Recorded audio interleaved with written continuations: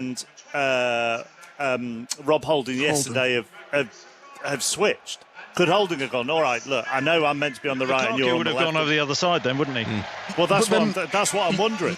Yeah, the strikers then, that go the other side, they always look for the weakest link. I mentioned, and Alonso's not the weakest link, he's just probably the weakest going forward out of the lot that could go forward, with James marauding down the right. And he would have just switched. Lukaku does like that part of the pitch, though, where he rolls and he comes in and likes to bend it on his left foot. So he does play a lot. He can play either side or not, but a lot of his goals is when he rolls and just comes down that side as well. So you can switch.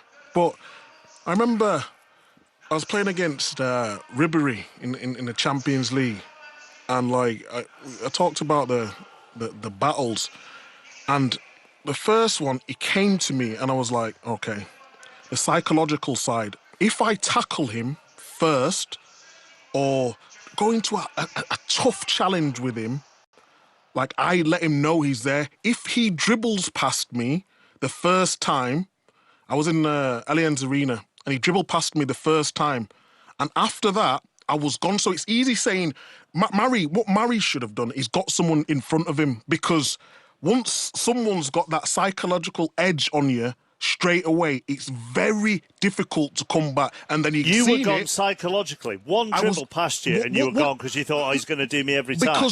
Because the fans are on his side, and people say, fans don't really matter. Fans mean so much, because if you're playing away somewhere and someone dribbled past you once, like every time you try to get tight to him, the fans are like, free kick.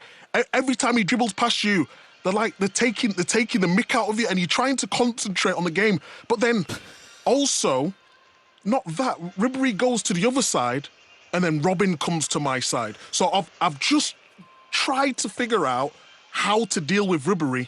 Then Robin comes, and then it's completely different. So I'm not saying, like, it's a little bit different at fullback, because you're out there sometimes on your own. At centre back, if you're a smart centre-back, and Chris will tell you that, if you're struggling, you get your centre midfielder right in front of you and just win the second balls. But Murray, after when he got his yellow card, he might as well came off the pitch, because he was beaten psychologically and he couldn't get a red. He couldn't make another tackle because he was on a yellow. He must have seen Lukaku play dozens and dozens of times. And why would you play to his strengths, but the things which he's good at? That's just brainless. That's thick, Micah. Yes, but Chris, yes, definitely, I agree with you to an extent. But why does Harry Kane score 20-odd goals a season? Why does Messi and Ronaldo? These are top players. Lukaku is a top striker. So yes, he was in this particular occasion. He should have done way better. But Lukaku just, He had him psychologically, and he couldn't get back from that. It was too much for him. Everything that Lukaku did, even when he run through and got his goal, he threw him on the floor. It was like men versus boys, wasn't it? Did fans take the mickey out of you a lot? Those, honestly, people who take the mickey out of professional footballers shouldn't be allowed, really. I mean, were they? Did they ever do anything like they did like that Leeds guy to Dominic Calvert-Lewin and show them your belly, or they showed you their bellies to try and put you off? The fans never showed me the belly, but they used to do the Mooney. They used to get the bottoms out when I was about to take a throw in. I swear, I was always on that side, wasn't I? So, like, I used to get, and fans used to say, "Oh, you're absolutely rubbish. What are you doing? You're the word." They say absolutely everything. And then pull their pants down and do a Mooney? Yeah, just to try and do anything. Micah was on the Mooney side of the pitch. Were they away fans, or were they your own fans?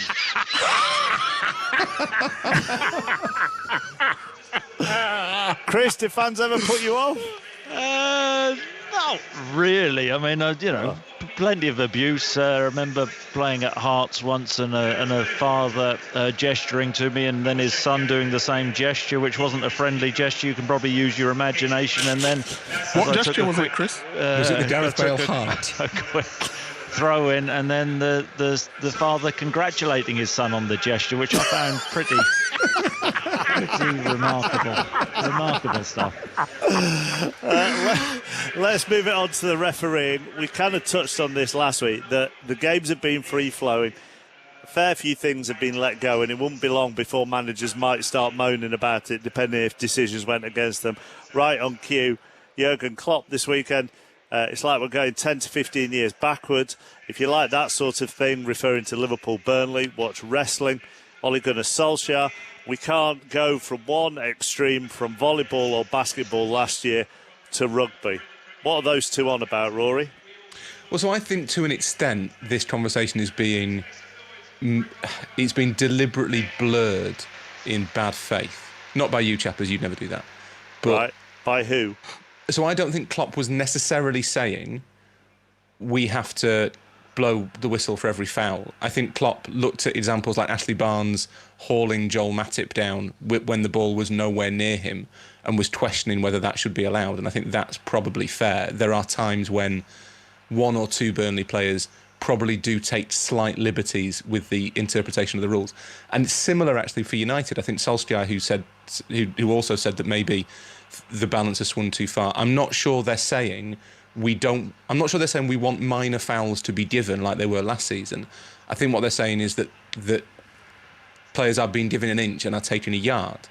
And those are two different things. That the referees, I think everyone's in favour of allowing the game to flow as much as possible, that it's improved the spectacle to not feel that the whistle's being blown every 15, 20 seconds for relatively minor infractions. The whole thing is much better. I saw a suggestion a couple of days ago that it might even be related to the referees responding to the return of fans, which I think probably isn't impossible, because referees are not the finely honed, perfectly focused professional athletes that footballers are. The fans might have an impact on the referees.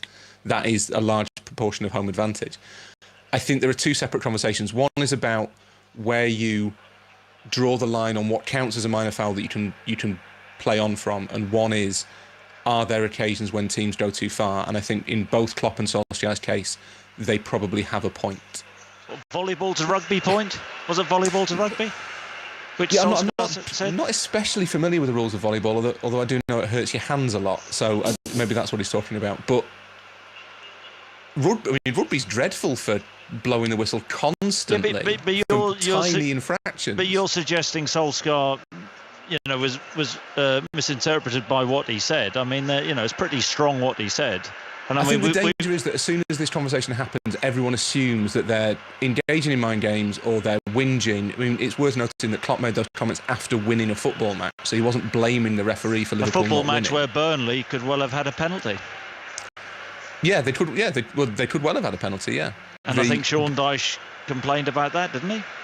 Yeah, because he thought it was a penalty, and that is a better example of where the referees are not running a risk, but where asking the referees to let things flow more is likely to invoke criticism than Klopp making a fairly standard point that most fans, when their team plays Burnley, will feel that occasionally, not all the time, there's nothing necessarily wrong with it, occasionally they go too far and they should probably be pulled up for it to stop it happening.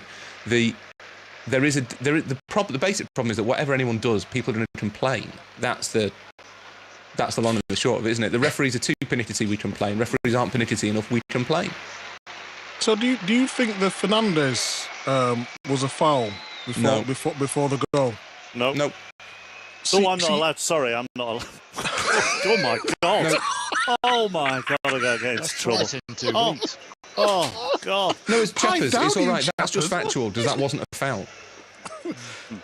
So it wasn't given as a foul, and referees are infallible. So, Rory, I think that could be given either way, just depending on what the referee is thinking at the time. Because at some angles, it looked like he really went into him hard. I don't want to see a foul for that, but I could understand why people would be frustrated with that as well. I think that one was 50-50, and I believe that was a difficult one for the referee. I really do. Yeah, probably. That's probably fair. It didn't strike. It looked to me like Stevens dropped the ball, and it was strong, but it wasn't particularly dangerous. I think that probably would have been a foul quite quite regularly recently. I think 10 years when you were playing, Mike, I'm not sure that's a foul ever. With what went on last season, players trying to con referees and cheat and go down easily. I was on the Premier League meeting at the start of the season, and this higher threshold for awarding fouls was something which Mike Riley brought up there, and I think that we'd all agree the start of the season it's been refreshing. But the big teams, like Liverpool and Manchester United, I think they've always whinged about teams getting in and around, and the bigger concern for Ole Gunnar Solskjaer should have been the performance of Manchester United in the second half, where a Southampton team who have sold all their best players were actually better and had the better opportunities. I mean, here's an example for you. Norwich City, they were feeble against Manchester City at the weekend, and there were lots of galling stats about the game. Manchester City wiped the floor with them, but Norwich City committed 7 fouls to Manchester City's 13 fouls. And I think that, when we're criticising the likes of Burnley and Southampton, who are substandard with respect to Liverpool and Manchester United, they have to work harder in other ways. And it's a legitimate way of playing against players who are better, in terms of you get up to people, you put them under pressure, you are physical, you do whatever it takes to try and gain an advantage. And I think that was simply all what Burnley are doing. We know how Barnes plays for Burnley. He's been aggressive since the start of time with Southampton. That's the way they play under Ralph, and I'm afraid that teams have to just get on with it. The big boys have to get on with it. I think the danger is that and you're right, I don't necessarily disagree with anything you've said, but I think the danger is that you lose sight of the fact that there's been physical and there's been aggressive and there's trying to level the playing field. Let the referees judge. Yeah, and the referees judge, and basically what I think Klopp and Solskjaer were alluding to is that maybe the referees are in those instances didn't get it right. They're trying to gain an advantage. That's what they're trying to do. They are, by saying what they said, they are trying to gain an advantage and put that seed in the referees' minds for their next games.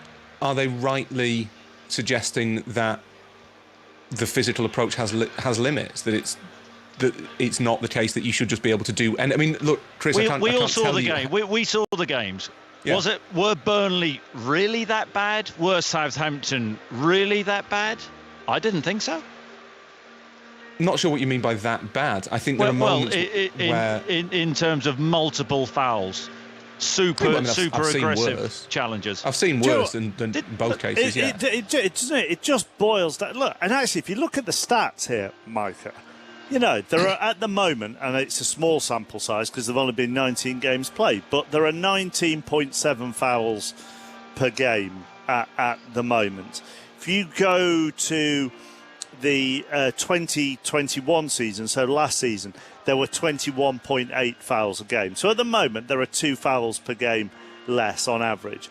All that we're seeing, and in particular with the Stevens one on Fernandes, is that 50-50s are maybe being let go a little bit more. And just because you throw yourself to the floor in a 50-50 doesn't mean at the moment you're going to get the decision.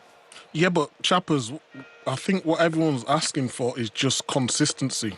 If that would have been at Old Trafford, that would have been given a foul because it's 50-50 and the ref would have, I'm not sure actually at the moment that's because there was some Leeds and Man United flew into each other at Old Trafford last week, and that was not every time a Leeds player tackled a Manchester United player and they fell over was a free kick given. And look at the Arsenal one yesterday, the Arsenal penalty. That was as 50-50 as Stevens. No, I think that was Fernandes. less. I don't think that was a penalty. I thought that was more 60-40 than 50-50, Rory. No. You can quibble about percentages, Micah, but it was a relatively close thing. Like, you can see that being given. A line which I wrote down from that Premier League meeting from Mike Riley: contact on its own is no longer sufficient. So there has to be enough contact. And I think they got But that what right is yesterday enough at Arsenal. contact? What is enough contact? Well, that's up to the referee to judge, isn't it? But we can't get away from the fact that last season it was embarrassing the way players were throwing themselves to the floor. We saw one at the weekend, Jacob Murphy, Newcastle against Aston Villa. Oh, I mean, and he didn't get booked for that. very quickly, do you think fans want different things to what the managers want? And if so, should it be refereed for what the fans want, which is more free-flowing and physical? Do you think they want? Do you think there is a difference? There's a contradiction in that everybody wants consistency and common sense, which can't exist side by side. That's the problem. Depends if you're Sean Dyche and Jurgen Klopp. Or Jurgen Klopp. You said, Chappers, there's only, 2 more fouls difference? Yeah. So we're talking about minuscule. We're talking about small percentages. You know, it's not end of the world. We want to see more free-flowing football because of VAR interrupted too many times on certain things. So now these little fouls and people were diving too much maybe last season. And it just cleans up the game a little bit. We're not asking for, players to be absolutely protected on 1 foot. And we're not asking the players go into like lunatic, just a little bit of consistency. I think that's the only thing that we as fans want to see. That's it. West Ham against Leicester on the way. It kicks off in 10 minutes. If it's not a good game, the commentary of Jonathan Pearce and Chris Sutton will be entertaining at the very least. So stick with us for that all the way through until 10 o'clock. When we have our morning discussions about what's going to be on the show, Chris always wants the negative stuff. He wants Arsenal, he wants managers complaining, so on and so forth. Me and Rory go, let's do positive stuff. We want to talk Brighton. 6 points from 2 games, positive, 100% record, doing well. Shane Duffy back in the Brighton backline, on the score sheet, clean sheets. Last year, Mike, it took Brighton 8 games to reach 6 points. Brighton really are a lovely team to watch. They've got some very good players. I think, a lot of the stuff that we get all the stats, every single week. And what's let them down is they've not finishing off the chances that they created. I think they've got some really good teams. I like that. I like what Duffy's done as well, and Chris will know him more than anyone with him being up at Celtic. But for sort of the season he had last, to come back in, you hear the manager's comments on him, how his attitude's been great.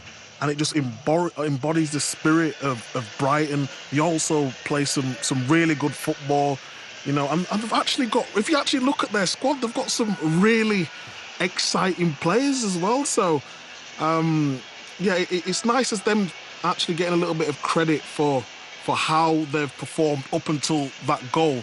But they need to do it more. If they want to be up in the table, they need to be more consistent with it, because they've got the players for that, and the manager has done a smashing job so far. The best thing about Brighton is that they've got, they're as modern a club as there is. They've got an incredibly kind of detailed process. They've got Dan Ashworth, who does a great job as technical director. They're really forward thinking in terms of their squad planning. So I think they thought they might lose Bissouma this summer, so they signed Moises Caicedo in January to come in for him. They got Jakub Moder in, the Polish lad, who's been in the team, who's been kind of brought through. It's all really kind of modern and forward thinking and progressive and all the stuff that I think it should be. Chris and Mike might disagree, but then at the back, their main characteristic appears to be, we want big lads. So we'll play really nice football, but just make sure the centre halves are massive. That's all that really matters back there, is just 3 massive people. Exactly. Rory, that's ridiculous. That what you just said about the centre halves. It's they're ridiculous. Good players, but they're also massive. It's ridiculous and it's wrong, I'm afraid. That isn't the way Graham Potter coaches, in my opinion. I mean, you mentioned Brighton's start to last season, and I think if I remember rightly, Mark, the first game was against Chelsea, and they lost 3-1. I did it with Jonathan, actually. And Brighton played very, very well on the evening. A couple of weeks later, I might be wrong with this again, they played Manchester United and hit the woodwork. Was it 5 times? Something ridiculous anyway. Didn't deserve to lose that game. I thought they were pretty remarkable throughout the season, in the fact that they were getting sucked into a relegation battle, but you never really saw. Micah mentioned didn't score enough goals. I think we all know that, but they played with confidence throughout the season, and I never felt they would go down. But the problem was, Chris, if you look at their XG, according to StatsBomb, there was a 17-goal underperformance between what they scored and what they conceded. So they conceded 7 more than they should have done based on the chances they conceded, and undershot their XG by 10 or 11. So there's a 17-18 difference. And, small margins.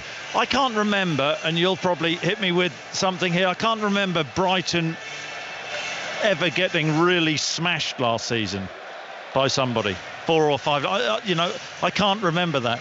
And, it is a testament to the manager and the players that they would still go out, they would still play the football, albeit the centre-halves were still pretty tall, but they would still play out from the back and be, comfortable in the way that they played. They had their identity, their style of play.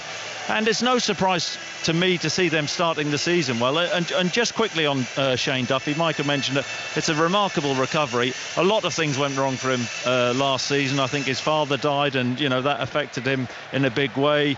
He went up to the north of the border to the club which he supported as a kid. He was a Derry boy, and things didn't come off for him. I think he started okay, scored a couple of headers, but at Celtic, you're judged in the big games. First game against Rangers, I think Connor Goldson ran off him for a header, and Celtic, when you play for Celtic, you have the ball a lot, and Shane Duffy isn't a brilliant technician, and I think that was a bit of an issue for him. And he kept, what he is he never shirks anything, and he kept trying. He's trying miracle passes which weren't coming off, and then people got on his back, and he lost a bit of confidence. That happens to a lot of players. So I'm really delighted to see him go back down south to Brighton and perform in the manner which he is doing. That's a testament to his character. I didn't expect him to start the season for Brighton. He has done, and good on him. And I think they are about to sign, or might already have signed, Marco Corella the kid who came through Barcelona, who's been at Getafe, who's a sort of tough tackling wing back. They're strengthening. They do a lot of things. They do basically everything right, Brighton, and Brighton are the poster boys for XG, because the entire season last season it felt like Brighton were playing well. They were playing well, they were creating chances, but they weren't getting results. And everyone kept saying, they're playing well, creating chances, but not getting results. If only there was some sort of way of expressing that in a number, and that's what XG's for. And it turns out that this season, they're a tiny sample size, obviously, so it doesn't tell you anything yet. They are taking chances, and it turns out, actually, they are quite a good team. Mike is now thinking, how can I be the poster boy for XG? That's one of the deals that I haven't got yet. I need to get on who runs XG. I want to be the poster boy for XG. I was actually going to ask him, what is Brighton's XT actually?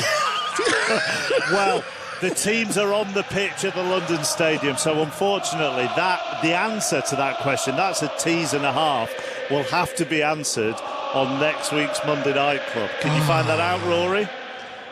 Maybe, I'll try. I feel like I need the EastEnders drums to end with, as such as the cliffhanger there. Thank you, Rory. Thank you, Micah. See you both soon. Ciao, Bella. Well done. Rory Smith and Micah Richards. Chris is staying with us. He's alongside Jonathan Pearce as we bring you another Premier League commentary here on 5 Live. West Ham against Leicester, live at the London Stadium. Here's Jonathan. Thanks very much, chappers. Good evening, everyone, once again. Lovely evening in East London. Still the vestiges of pale blue skies over us. A couple of smears of grey cloud as evening draws on and the players start their last warm-up before kick-off. West Ham United in the claret and blue race away to the left-hand side of the London Stadium. Really is a lovely night and a lovely game of football in front of us, I would think, Chris, because two sides unchanged. I'm running through the teams in a moment. Two sides who like to play attractive football.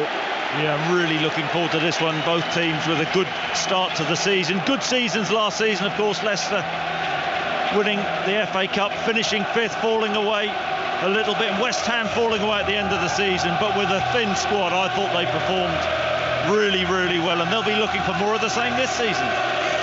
They need strengthening before the window shuts. Dawson's move completed permanently from Watford, of course, and one or two other youngsters coming in. Areola is on loan from PSG, but Lucas Fabianski stays in goal. In front of him, a back four of Sofal, Dawson, O'Connor and Cresswell, or will it be a back four?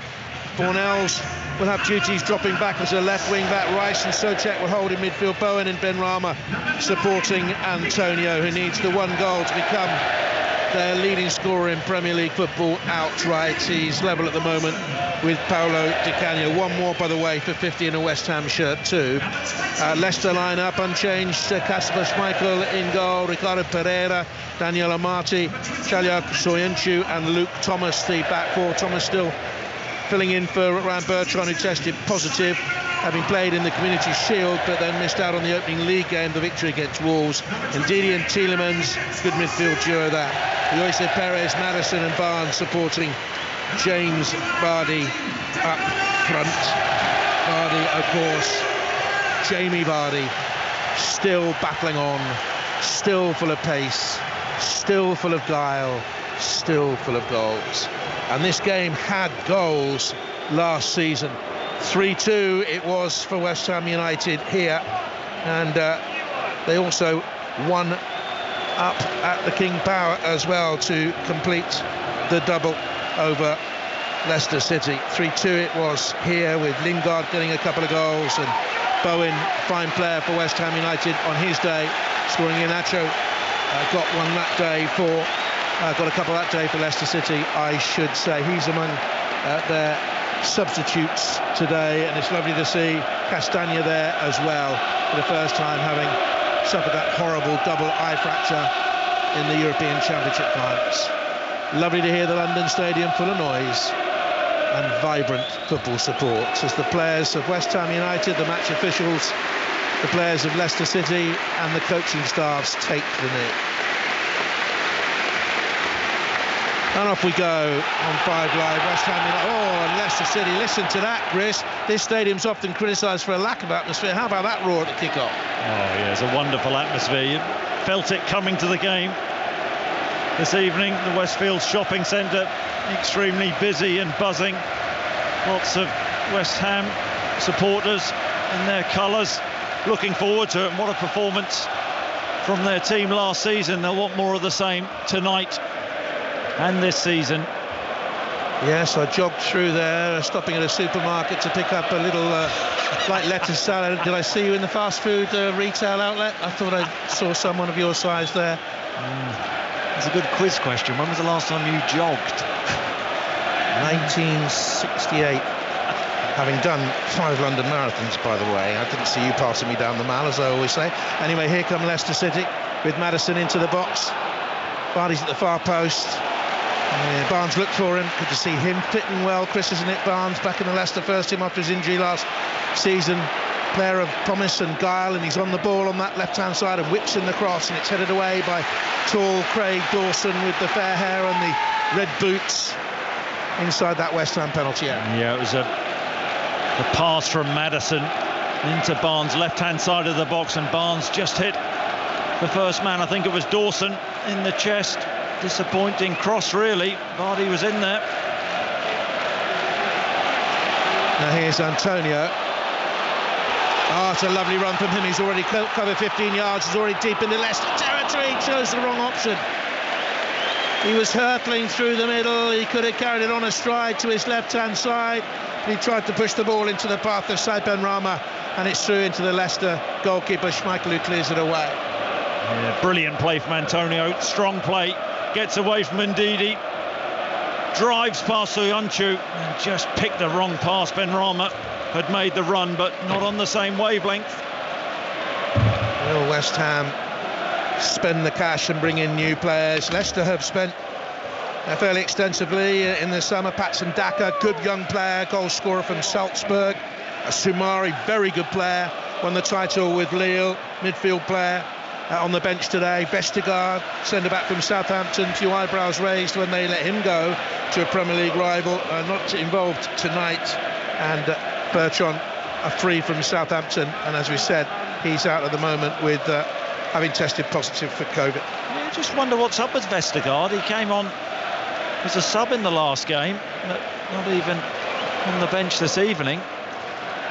Well, if there had been any professionals in the 5 Live sports commentary box, they'd have found out what was the matter with him, but I'm afraid you're left with Chris and myself, so you'll have to guess on that front. We did try, but no message or info was forthcoming. Very interesting sitting here alongside the maestro on the Monday Night Club. And a couple of opinions I'd agree with you on, Chris, which is fairly rare, that the Brighton centre-backs play out. They're not just the giants, and Lewis Dunk is one of the best ball-playing centre-backs in the division. And it is remarkable to see the renaissance of Big Shane Duffy. He's a Brighton hero, you know, they love him. Yeah. He's big in the town, he's big in the defence, and what a towering header it was the other night. Now here is Yuri Tielemans, scorer of their crackerjack goal that won the cup. And forward down the right-hand side to Uzi Perez, tucks it back to Ricardo Pereira, wearing yellow boots, short sleeve turquoise top for Leicester City, the change strip. They have it on the left-hand side now with Harvey Barnes rolling it back to the centre-half position, and Chaliot Soyuncu, little protective bandage on his left wrist. It's an interesting setup from Leicester City. They've gone with the back 4. Pereira will play high on that right-hand side, and Perez will play narrow in off the right, and Maddison narrow in off the left, and they get the width from Barnes on that left-hand side. Tielemans now on the ball. He'll just sit in there alongside Ndidi. West Ham are fluid with their formation. Very, very flexible. Doesn't a 3-2 or 4, Jonathan? Does that mean, though, that Ndidi and Tielemans have to be really watchful in protecting the 2 centre-backs, because they play very wide, or they're playing very wide apart at the moment, the 2 centre-backs, with that pace of Antonio up against them, Chris? Yep, absolutely. And it's like Fornals just playing in and around Antonio. Benrahma starting on this left-hand side. He's had a good start to the season, hasn't he? Strong pre-season, plenty of goals. And off the mark against Newcastle last week. Yeah, I think they wanted to trust last season in his first campaign in the Premier League. Didn't quite have that trust in him then. He certainly had the trust in this man in possession. Souček, what a wonderful campaign he had. Slightly jaded, I thought he looked for the Czech Republic in the summer. This is a positive run for West Ham United, coming off the left-hand side by Declan Rice, and the first effort on goal from the Hammers is plucked down safely out of the air by Kasper Schmeichel, by the busy Benrahma. I saw him score a stunning goal against his former team Brentford in pre-season. Similar sort of range, 22 yards out left-hand side of the box, and the ball just comes out to him, and he's trying to feed it into that far top corner. But Schmeichel read it well, not the pace on the shot. Picked up an injury in training, Vestergaard. There you are, service, isn't it? You got there in the end. Was that your responsibility or my responsibility? I think it's down to the producer. He got the information, I have to tell you, actually, so well done, John. After kick-off, well done, John. Yes. He's paid to do the job. We're just the amateurs who pop up for fun now and again. Now here's Uzi Perez. Back to Pereira. Amati. Back here then to Soyuncu with that familiar hairstyle, little bun at the back of his head, tied back.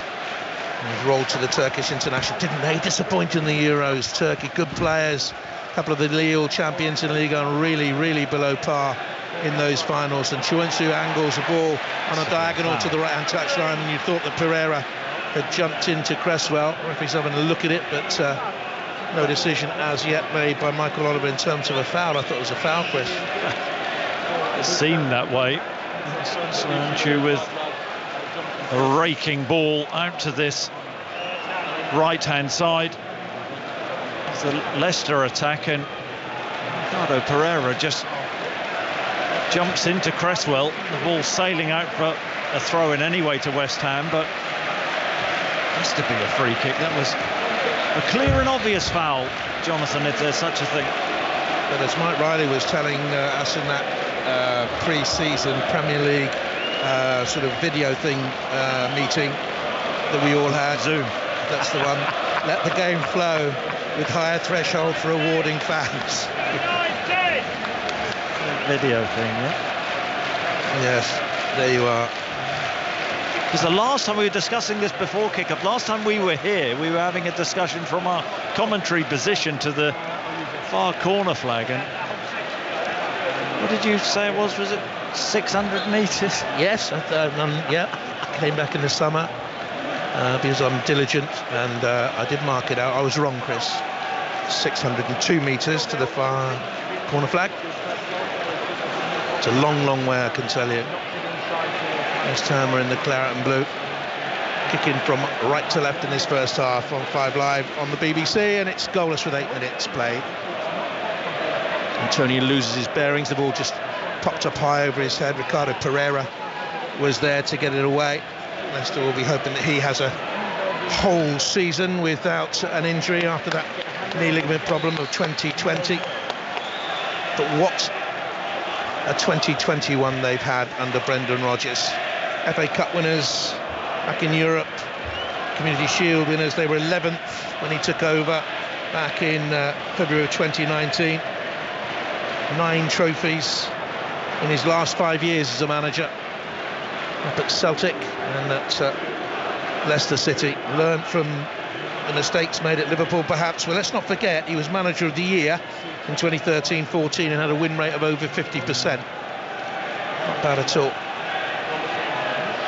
And you think last season they had big injury problems, didn't they, Leicester City? And they've started the season that way in many respects. No Evans, Fofana got a really bad injury in pre-season. That was a horrible one, wasn't it? Against Villarreal, and broke his leg. James Justin, of course. Yeah, he's been out since February. Had a very good breakthrough season. Well, you think last season, the way he started the season, arguably the best fullback in the Premier League, he was that good. I was at Arsenal yesterday, and they were so disappointed. I was baffled by the fact that they were saying they had 9 important players out, injured or ill. I couldn't work out who the 9 were.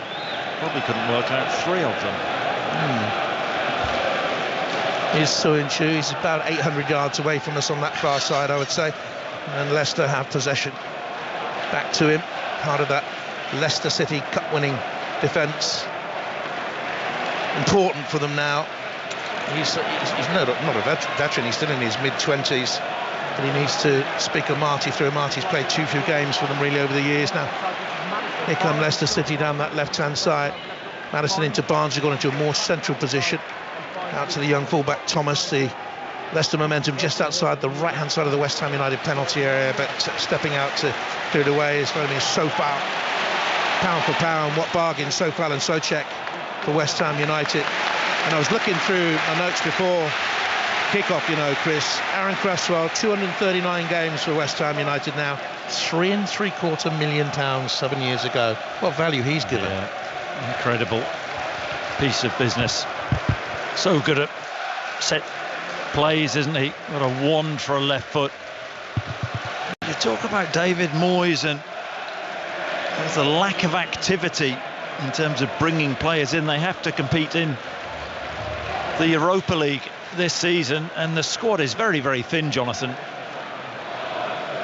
David Moyes is a pin-up boy in our house, Chris, I have to admit. I have to reveal this to the nation.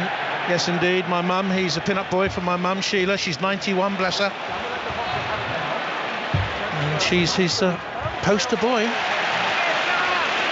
West Ham United attacking down the Leicester attacking down the West Ham right-hand side, blocked, and the Hammers will clear it away now. Dawson has given up on a little bit too much to do, but the ball rolls away then towards Cresswell. And Bonner sweeps it to the halfway line. A strong challenge there on Cornels, who's gone down, and the referee blows against Wilfred Ndidi. Cornels gets there first and lays the ball off, and Ndidi catches him. I was going to suggest about your mum, Jonathan, with the greatest respect, are her eyes going at 91 if David Moyes is the pin-up boy? Well, she remembers him when he came down to Bristol City. He was at Bristol City for a while. I got to mention him. Bit of a tenuous link. Chappers would appreciate it. Anyway, took a while. But here's Bowen on that right-hand side for West Ham United. Swings it away. Good ball, 30-40 yards, picked up by Cresswell. Back into the centre circle.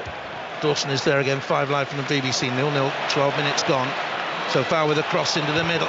Over the head of Fornell, scraped away. Here's Declan Rice, great yells of shoot! And he does so, and it bends and it drops behind the goal to those massed West Ham United fans low behind Kasper Schmeichel's goal kick. Yeah, the ball whipped in from the right-hand side. Soufal, not the greatest of clearances. And as it drops to Declan Rice, when he's 25 yards out, shifts the ball onto his right foot, but shut down by Ndidi really well. The shot sailed over the Leicester City bar. Apart from that West Ham double last season, Leicester City have got a good record against them. They're looking for their 50th win in 137 meetings. They've lost just once away in the last 6 visits to West Ham. 4 defeats home and away in the last 15 meetings. And Ogbonna has it once again.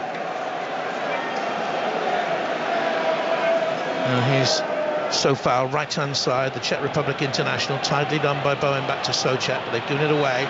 2 yards, 3 yards, 4 yards maybe into that West Ham United half. It's picked up again by Tielemans. Tielemans to Maddison, left-hand corner of the West Ham United boxers. Leicester will see it.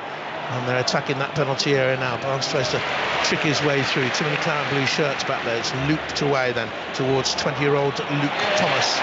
He's lost possession to Fornals, and it's blocked on that far side. Indeed, covering ground to block it for Leicester City. West Ham pick it up again. Bowen sweeps the ball to change the play, curls it brilliantly 60 yards away to Aaron Cresswell, 2 yards inside the left-hand touchline, making inroads now into the Leicester half is Declan Rice. Little touch off by Antonio, asking too much of Benrahma, and it's cut back by Ricardo Pereira to Schmeichel. Yeah, Antonio has to be cleaner with this touch there. Benrahma had made the run off him, just heavy with the touch, and the chance gone. But both teams in these early stages looking more of a threat when they're in transition. When they win the ball back, they're looking to pounce. I think that suited West Ham last season, and Leicester's away record was exceptional, Jonathan, I think. Only 2 clubs had a better record away from home than Leicester City last season.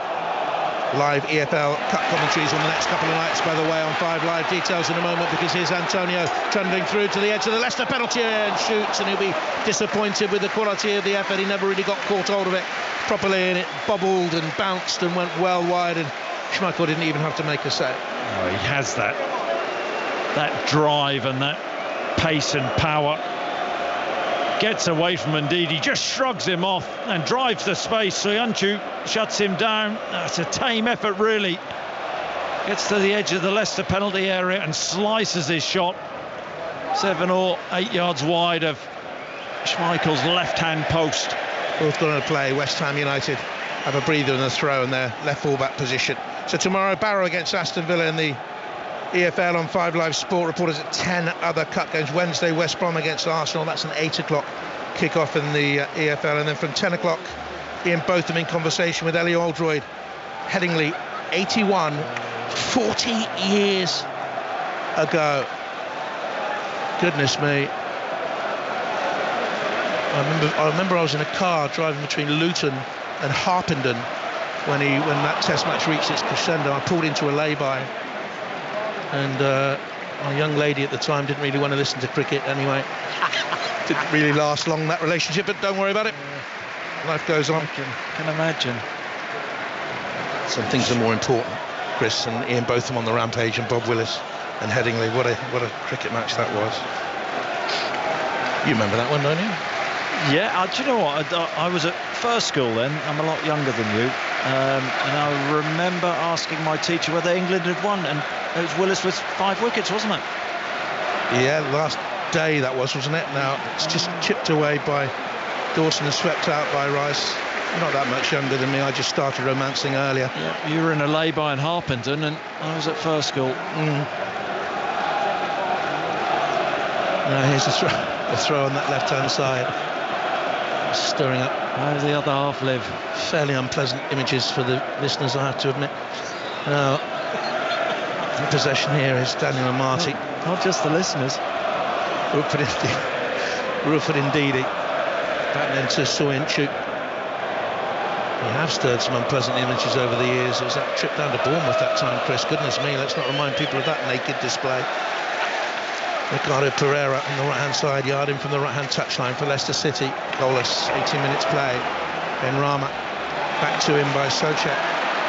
Antonio's in a good position, but then all of a sudden masked by the positioning of Ndidi, so he couldn't get the ball into the West Ham centre. They keep possession of the Hammers at 0-0. Bonner has it with the floodlights shining off the ball pate, and it's chipped forward by Cresswell in the left full-back position up towards Antonio, who turns and twists and runs at Amati and finds Benrahma in support. Left-hand corner of the box, back it goes to Antonio. Antonio switches it to his left foot, then good block, challenged by Ricardo Pereira, who thought it was a goal kick. The referee gives corner, says it came off the Leicester man last.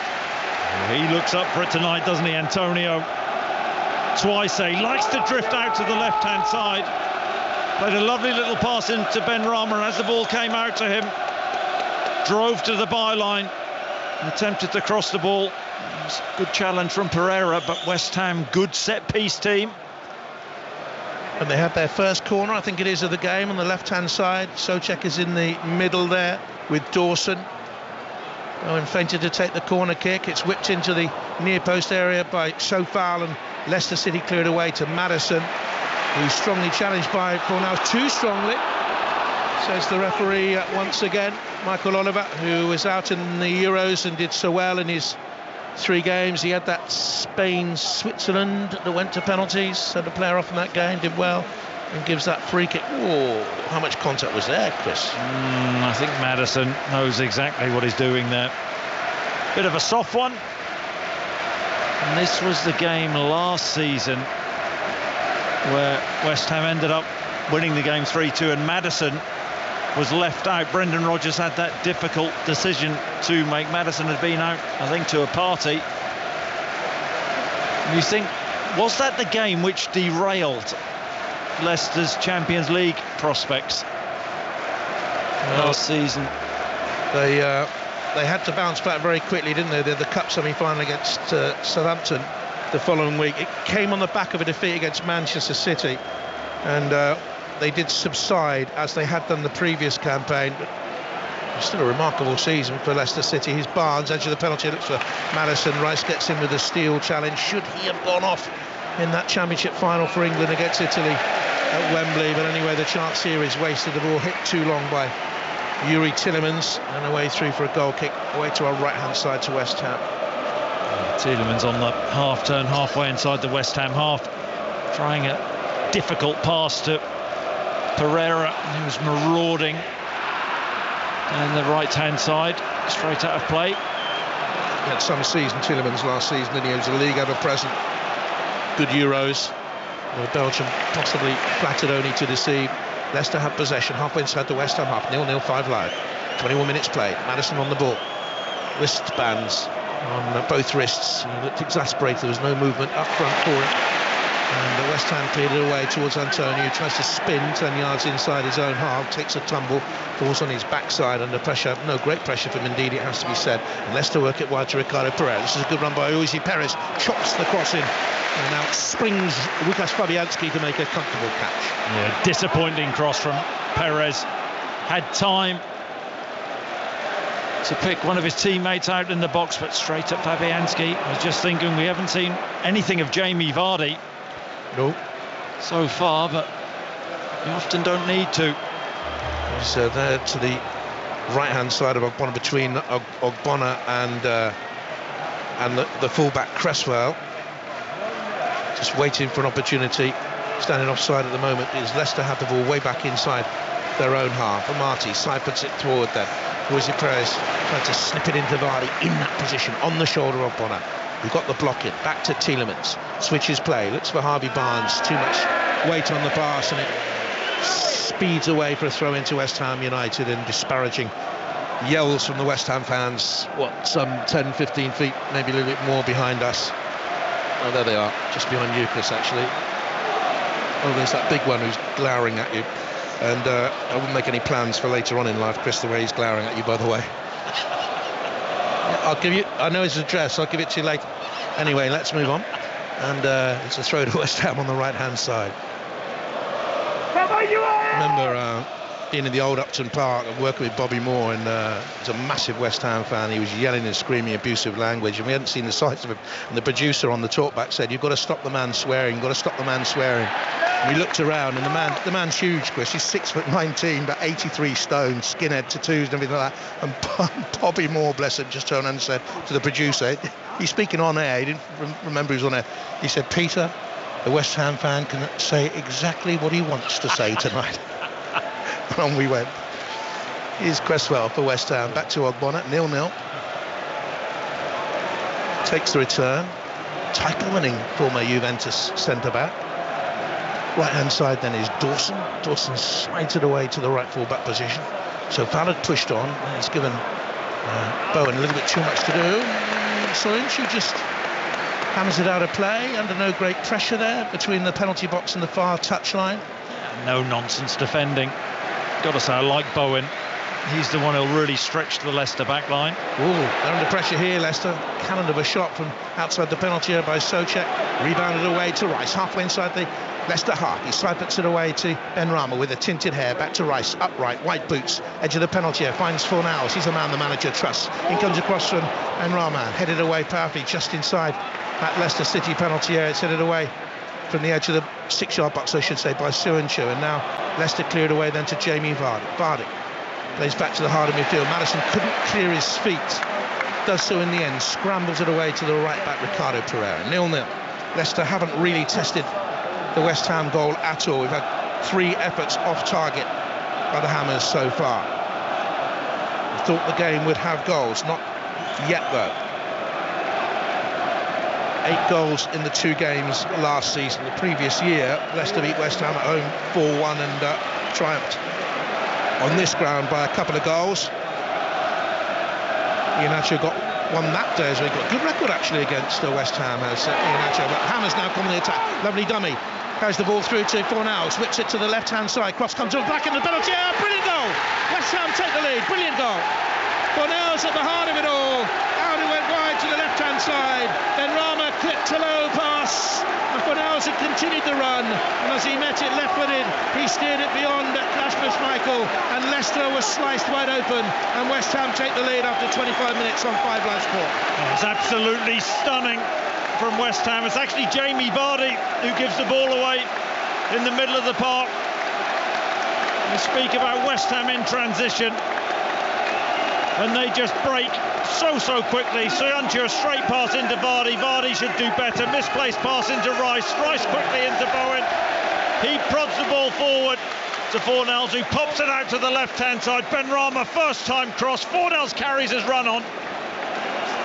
And Benrahma's cross into Fornals' path. He must be, 12 yards out? And it bounces just before him. And he just controls the touch into the far corner. No chance for Schmeichel. Should Leicester be looking at Ndidi there, Chris, because he started to trap Fornals and then stopped. Absolutely right, but take nothing away from the goal.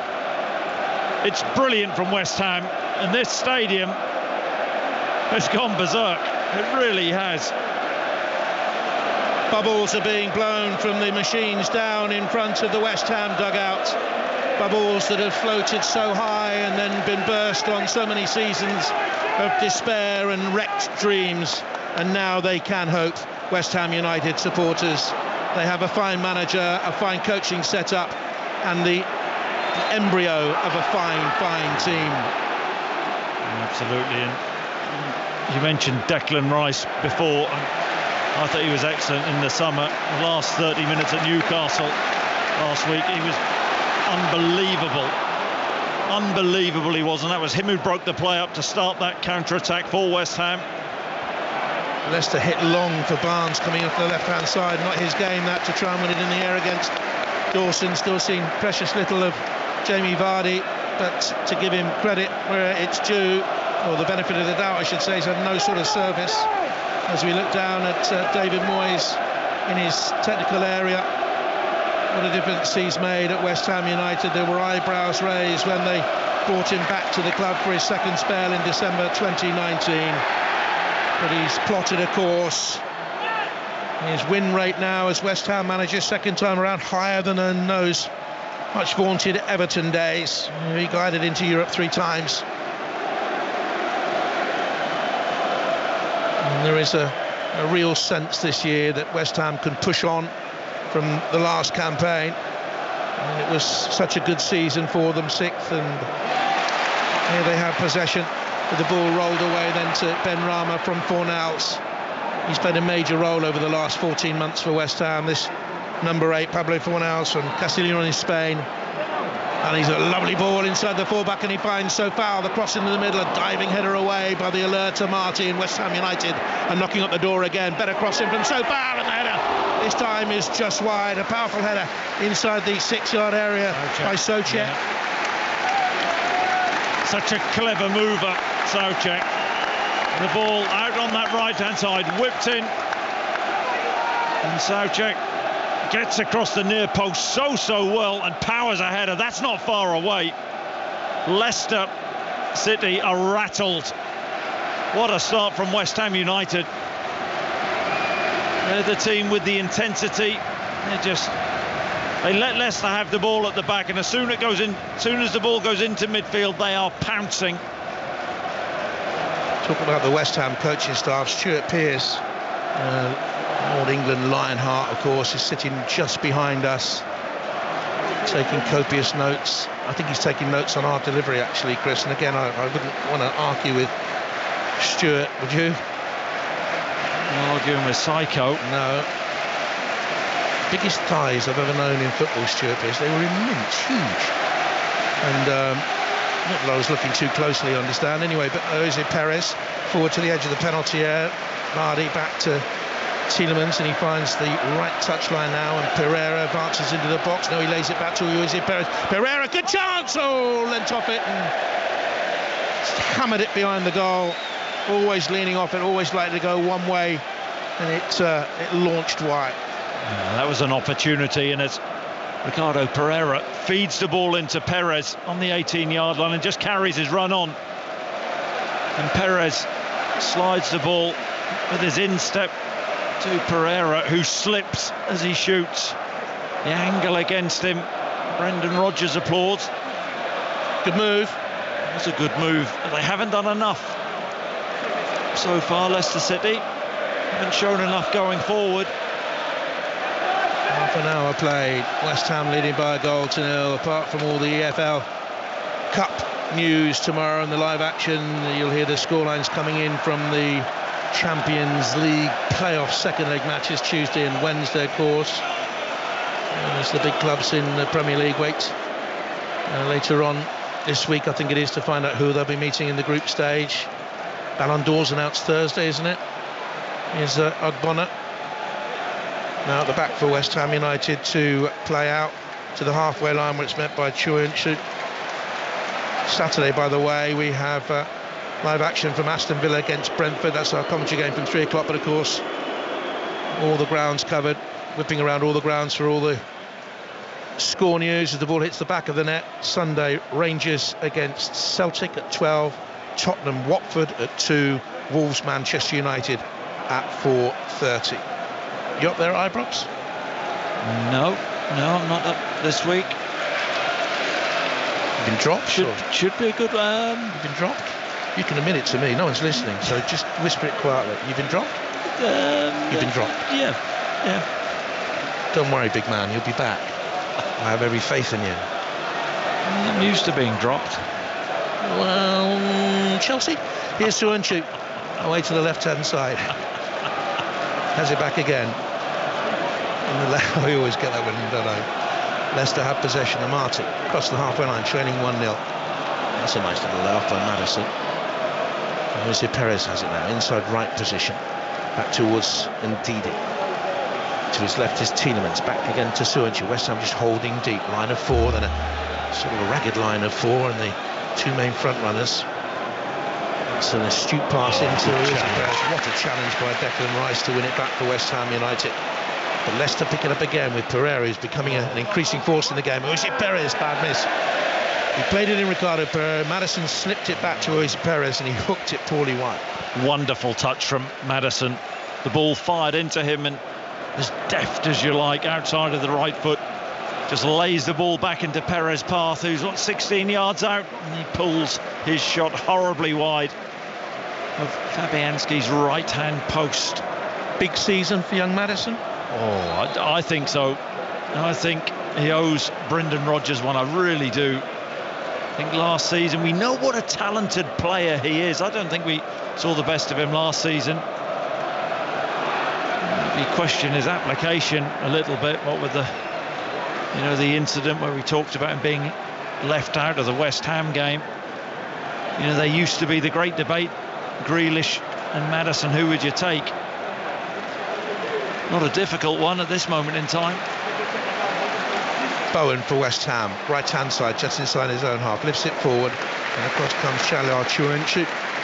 Launches himself in the air and sort of kicks it out towards the far side. 5 live from the BBC, 33 minutes gone, West Ham 1, Leicester 0. And the throw forward down that right-hand touchline to Antony gives him far too much work to do. And there's good pressure by Bowen on Soyuncu, really good pressure. The Turkish defender just dwelt on the ball, trying to shepherd it out of play, like they do, and Bowen's having none of it, and he whipped his foot around, deflected it off the big defender, and it's going to be a corner to West Ham United. It's brilliant from Bowen, it really is. Chasing down lost causes. Soyuncu trying to let that one run out, and Bowen slides around him, challenges him, and here he is with the corner. Left-footed in-swinger. Bowen will take it. Decent delivery towards the far post area. Bonner came in like an express train. Not too sure whether he got the last touch or whether Dawson got the last touch, but it's wide anyway. Big opportunity, that. It's a great ball in. It really is. Whipped him with all sorts of pace on the ball. The in-swinger. It was Dawson who gets up, but 5 or 6 yards out. He gets a touch, it drifts past the far post. We've seen him score so many goals from that sort of position. It's an opportunity. West Ham, I feel they should be 2 up. Down there, the West Ham coaches, David Moyes, I think it's Paul Nevin to his right-hand side, thought it was in. Now here's Leicester City inside the centre circle with Ndidi at to goal, allowed to turn, play it away towards that left-hand touchline via Luke Thomas, who gets it back also. Nasty niggly little challenge. The ball had gone when he was caught there by Bowen. He's apologised. Referee may visit it, would have done last season, not too sure this. Now here's Pereira. The game is flowing more than it did last season. One or two managers have had their say on it over the last 48 hours or so, but interesting to hear the reaction of Chris and others over the last 48 hours as well, saying they haven't seen anything really that bad to mutter about. And it's Leicester in possession. I think it's been a breath of fresh air the way the referees are treating this season, Chris. Yeah, we're only 2 games in though. Tielemans angles it into the penalty area, running there by Maddison, and straight through to the goalkeeper, Łukasz Fabianski. Under pressure these days, of course, with the arrival of Areola. Very good goalkeepers at Fulham last season. Here's Antonio picking it up 30 yards from goal. Direct run edge of the penalty. Yeah, it didn't get a shout. There's a man on. Indeed, he dispossessed him. One or two West Ham fans thought that he just nicked the back of Antonio's heel as he dispossessed. I think he did get a shout from maybe 40,000 supporters in the stadium. But indeed he did well, didn't he? Indeed he did, to get back and make that challenge. Here's Cresswell. Oh, you make me chuckle. And here's Dawson out to that right-hand touchline. Down the right-hand touchline by Sofal. And Leicester tied it up back to then towards Kasper Schmeichel. It won't be long before he becomes the Leicester goalkeeper with the most appearances for the club. I wouldn't think Schmeichel has rolled that out. West Ham looked to win it back quickly, pounced with the high press, and Fornals has stayed down. Jose Perez was in contact with him, as a look back over his shoulder to see if the West Ham player is okay. He's rolling on the ground halfway inside the Leicester half. Danny Lamarty's just tapped on him as well, and now Antonio goes over to have a look. I don't think they're unduly bothered about this, are they? Mind you, Antonio's just looked to the bench, and they want the physio on. Yeah, really, I tell you what, it looks horrible.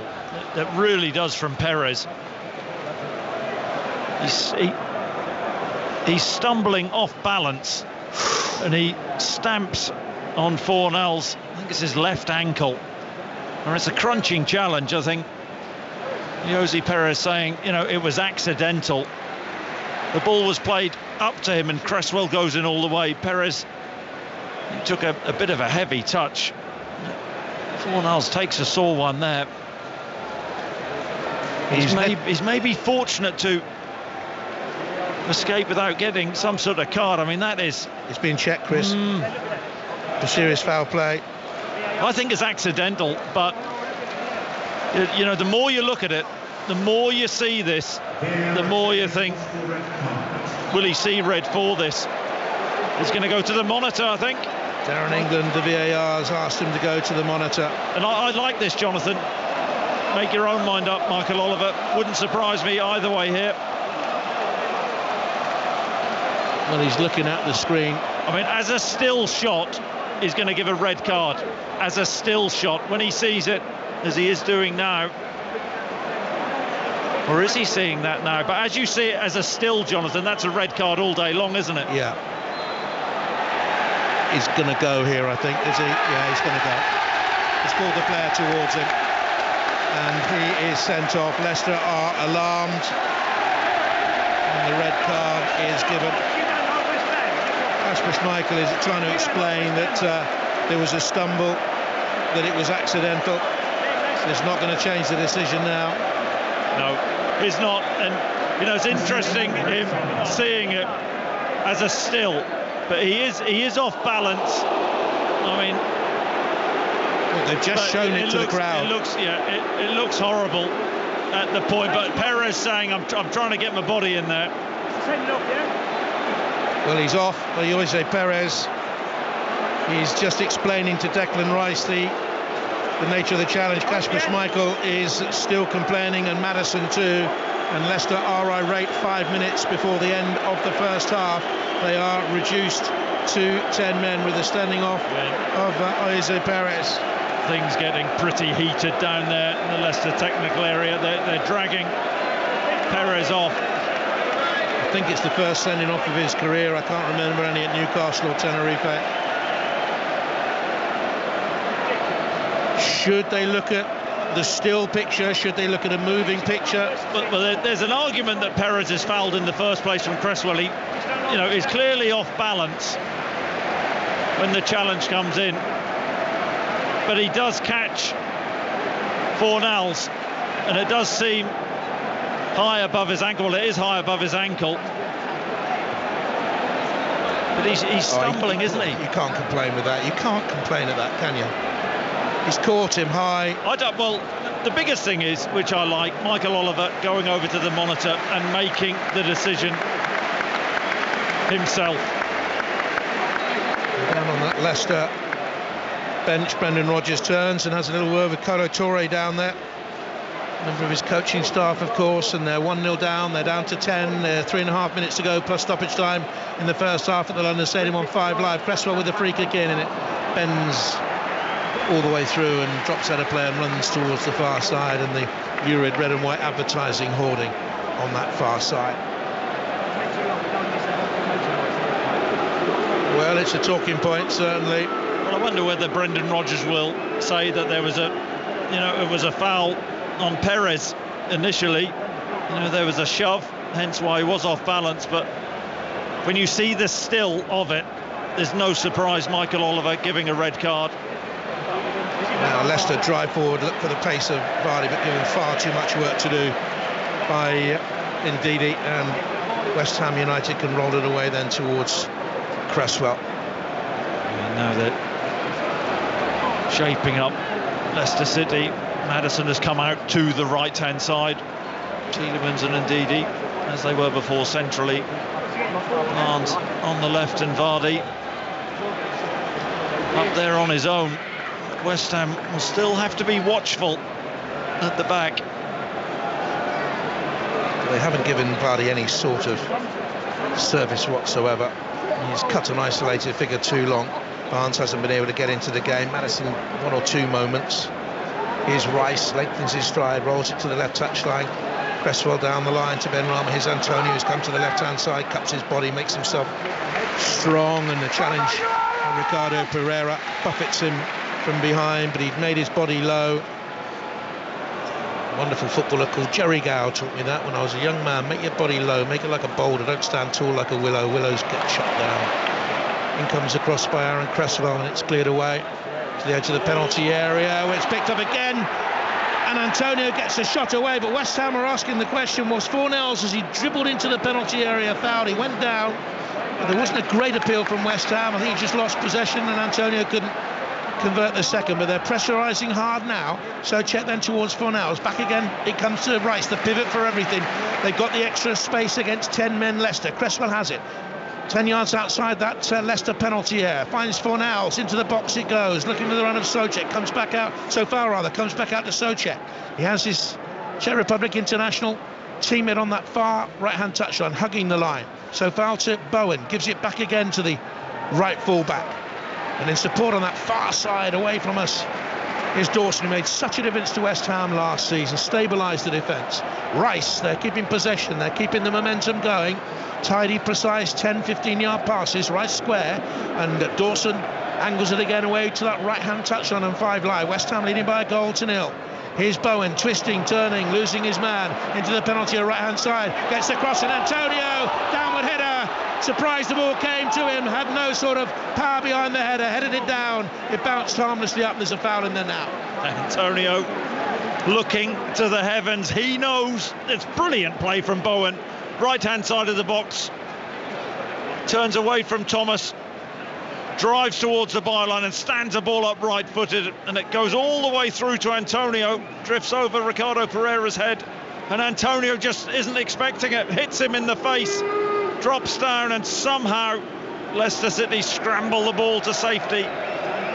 West Ham leading by a goal to 0. We're entering 4 minutes of stoppage time. The Hammers have had only 38% of the ball, but they've had 7 shots, 2 on target. Leicester have not had an effort on target, despite 60% of the possession thus far. We're into that stoppage time period, and it'll be interesting to hear what Clogger Chapman says at half-time about the sending off incident. Rumour has it, I haven't seen the excellent Mark, the speedy centre-back playing in Sunday football, but from more reports that I've heard from even his close friends, that it's remarkable he stays on for more than 7 minutes per game. Here's Rice, crosses the halfway line, back into the centre circle then, and that's long by Souček away then to Sofal. Right-hand touchline, drops his shoulder, tries to get beyond Luke Thomas, who stayed with them all, and then unfortunately for the 20-year-old, he just flicked out a foot and caught the wily, more experienced Czech Republic international, who turned 27 yesterday, and it's a free kick for West Ham United just inside that far touchline. Yeah, it's a needless challenge from Thomas on Sofal, and catches him clearly. Very naive, and we saw Bowen's last delivery. Here he is again. Left-footed in-swinger. Fornells has now scored 3 goals in his last 3 games for West Ham, as many as he managed in his previous 43. He's in there again. The same in towards Antonio. Fornells was hanging deep on the edge of the penalty area. If it came out to him, he's a potent force, and Antonio's threatening presence at the near post forced a header away for a corner kick then for West Ham.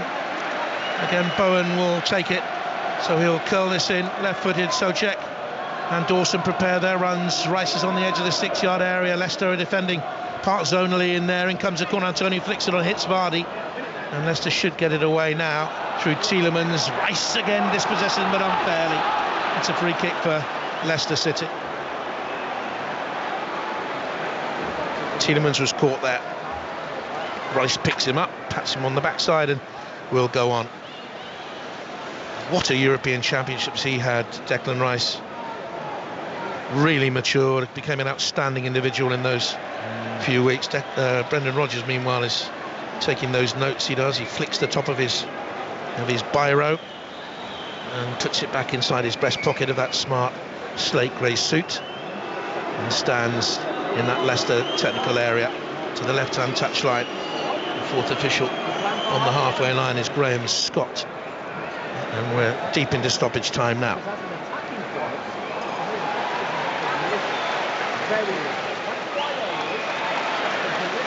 Certainly the red card is getting a lot of reaction on social media. Mixed reaction. The red card is ridiculous, says one. What on earth are Leicester moaning about, says another.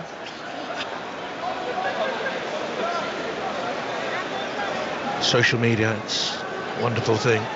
Can be. Look, I mean, most West Ham, well, virtually every West Ham fan will say it's a red card, and Leicester City fans will say that's harsh. Yeah. Here's Maddison, right-hand touchline. Just curls the ball 20 yards away to his left-hand side and deeper back into his own half, where Chuinsu will tap it forward, right foot, and then sweeps his left to angle the ball to the right-hand touchline. Looks for Pereira deep inside the West Ham half. West Ham clear it away, and they should manage this lead, a lead given to them by Fornells. We were talking about managers trusting players. He certainly has the trust of David Moyes and his coaching staff. He's played in all but 6 of the last 51 games now, and his goal separates the sides, and West Ham United go in deservedly 1-0 up, Chris, and up against 10 men Leicester now with the sending off of Oyuise Perez. Yeah, but Leicester have a mountain to climb. You have to say, though, West Ham were the better team, 11v11. Just pounced on a misplaced pass from Jamie Vardy, and then from Declan Rice, and the ball played forward. A lovely finish from Fornells, but they've deserved it. They've been the dominant team, West Ham. Full stadium here at the London Stadium, and the home fans are very happy. And they're leading by a goal to nil, West Ham, and everyone get ready to shudder and quake, because in he comes with one of those famous interceptions. It's Mark Chapman. Thank you very much, Jonathan. Jonathan gave the possession stat, Chris, which had West Ham way down on Leicester, but West Ham have created the better chances and more chances. It's deserved this lead. Yes, look, I think it's amazing, really. I think it's been one-sided. West Ham have been the dominant team. I think that the way West Ham have set up, they're wary of Vardy and space in behind, so they're dropping. But when the ball goes into midfield, Jonathan's mentioned Declan Rice. I mean, he's been everywhere. They're flooding the midfield. West Ham, the Leicester team, the way they set up. From the start of the game, Perez and Maddison really, really narrow, and there's been no space for Leicester to play, and West Ham have been devastating on the counter-attack. We know Antonio's a threat, Bowen has been a threat, Ben Rama's looked sharp, and in many respects West Ham should be further ahead. And I know he was off balance, and you both mentioned that, but it looked a horrible challenge. Yep, you can't get away from that. It did.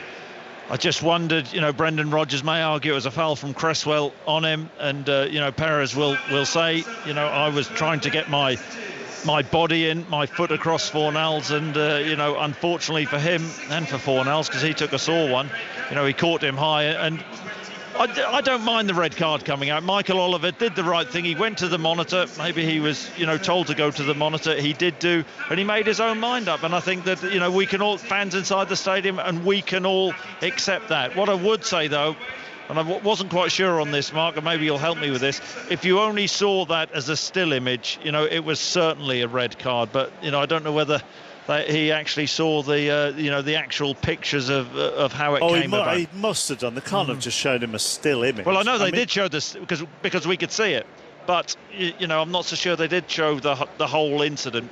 They must have done, I suppose, but I didn't see that. I just saw the still image. On the still image, I said in commentary, it's a red card. Yeah, the still image looks awful, but that's he will have had to have seen the whole thing, surely. All right, thank you very much, Chris Sutton, Jonathan Pearce, back for the second half at the London Stadium. West Ham 1, Leicester 0 at half-time. During half-time, you'll hear from Joe Root ahead of the third test against India, which starts on Wednesday at Headingley. But first, let's get the latest news. Here's Aaron Paul. Listen on BBC Sounds. This is BBC Radio 5 Live. Thank you, Mark. Good evening. The US President Joe Biden is coming under increasing international pressure to keep American troops in Afghanistan into September so that the evacuation effort can continue. Britain has said it can only continue its operation in Kabul while the US controls the airport. The Taliban has warned of consequences if Western forces don't leave the country by the agreed date at the end of the month. Our chief international correspondent Lise Doucet is in Kabul. She says there are so many people desperate to escape before the Taliban take control. I'm just one person on my mobile phone, on my computer, hour by hour and sometimes minute by minute. I'm getting SOS messages. Please, my life is in danger. Please, can you get me on a flight? Please, I can't get to the airport. These are desperate calls for help. They know the window is closing, and they know that if they don't get past those gates now, they may never have a chance to do so. A deputy headmaster who raped and assaulted girls at a special needs school in Lincolnshire has been jailed for 19 and a half years. David Taylor, who's 71, sexually assaulted pupils at Stubton Hall School near Grantham, where he worked between 1975 and 1995. The latest daily figures show that a further 40 people have died in the UK within 28 days of testing positive for coronavirus. There were just under 32,000 new cases. And Cornwall's health officials have confirmed that a music festival in Newquay has led to a spike in COVID cases, with almost 5,000 possibly linked to the Boardmasters event. Cornwall Council says its public health team worked closely with the event organisers to ensure it was as COVID safe as possible. New drama on BBC One. A sailor has been found dead on the Royal Navy submarine HMS Vigil. From the makers of Line of Duty. We have to send a detective out to look into it. How are you with confined spaces? Starring Saran Jones. I think this was a murder. The deeper you go, you're going to let them die? the darker it gets. It's a staggering act of hostility. Vigil. We're not at war. We have always been at war. Starts this Sunday night at 9 on BBC One and iPlayer. This is 5 Live Sport, the Monday Night Club with Mark Chapman. West Ham on Leicester 0 at half-time. Second half on the way here on 5 Live Sport. Away from the football, Mark Wood's out of the third test against India, which starts on Wednesday at Headingley. He injured his shoulder while fielding in the second test, so he joins Stuart Broad, Jofra Archer, Chris Wokes and Ollie Stone as bowlers on the sidelines. Joe Root says he wouldn't want any of his players to hold back, though, for fear of hurting themselves. You know, the way that we play the game across all three formats now, it's very hard for you not to commit to things. A lot of the time you speak to guys and when they do get injured, it's when they don't fully commit to a slide or a dive, or they go half-heartedly at things. That's generally when players get injured. So, you can't put any fault on Mark for how things turned out there. I think it's a bit of a freak injury. It's frustrating because, he's bowling so well. It's a frustration for him more than anyone else. He's bowling really well. He's bowling at great pace. He seemed to be managing his body a lot better. And it's not through bowling or through anything other than a freak incident that found himself missing this test match. I see Alistair Cook was talking the other day also about, this simply being too much focus on white ball cricket and not giving the test players the preparation that they need to play at their highest level. I mean, do you feel it's coming to a bit of a head? I'm sure it's being looked at. I'm sure it is. It's not really my remit to go and especially on this forum talk about restructuring the game. But you must have some input though, Joe. You must be able to say, as the captain of England, I don't feel that this is giving our team the best platform. I will say my piece and I will have those conversations, but I will have them with on a private platform and in a private environment where I think that that's something that doesn't necessarily have to go through or be shared with the rest of the world at this moment in time. But as players, all you can do is try and do everything you can to perform and prepare yourself for the challenges that a test match against India will pose. Yeah, I must ask you one about Azim Rafiq, Joe. And I know you don't spend much time at Yorkshire, but the test match is going to be there. There's been this investigation, of course. The club have admitted inappropriate behaviour towards him. They've yet to publish this independent inquiry. I just wonder how you feel about your club and this the whole business in general. Yeah, I mean, I think it's with where it is in the investigation, and it's hard for me to speculate and talk about something that I don't know anything about as of yet. From a personal point of view, Azim as an ex-teammate and as a friend. It's difficult to see him hurting as he is. I hope that this can move quickly and can be dealt with swiftly moving forward from a club point of view, for everyone involved. And I think if anything, it just shows from a game that we need to keep finding ways of making our game as diverse as we can, improving it, trying to make sure that this is the last time that we have a conversation like this. We'll keep trying to create opportunities, keep educating people, and doing everything we can to make this game for everyone. It's Joe Root talking to Jonathan Agnew. Comprehensive coverage of the third test with the test match special, in-play video clips, text commentary online and TV highlights as well when that gets underway on Wednesday at Headingley at 10 o'clock tonight here on 5 Live. We've got a special programme, Headingley 81, 40 years on, with Ian Botham talking to Ellen Oldroyd about that extraordinary test between England and Australia when his unbeaten 149 helped turn the tide of the contest and this series. Here he is on how he felt following his innings on that fourth day. I was knackered, if I'm honest. There's an adrenaline rush, of course, but then, of course, once you sit in the dressing room, it just sort of all settles down and you sort of realise what's just happened. It's quite amazing. As I've travelled the world for the next 23 years when I became a commentator for Sky, and I'm wandering around the world, it's amazing how many people. There was only about a quarter full, half full, the ground at the most. But I reckon I've met 3 million people that were there that day around the world. So there you go. So more from Ian Botham with Ellie tonight at 10 on 5 Live Sport. Elsewhere, Ellie Simmons and John Stubbs will carry the British flag at the opening ceremony of the Paralympics, which gets underway tomorrow.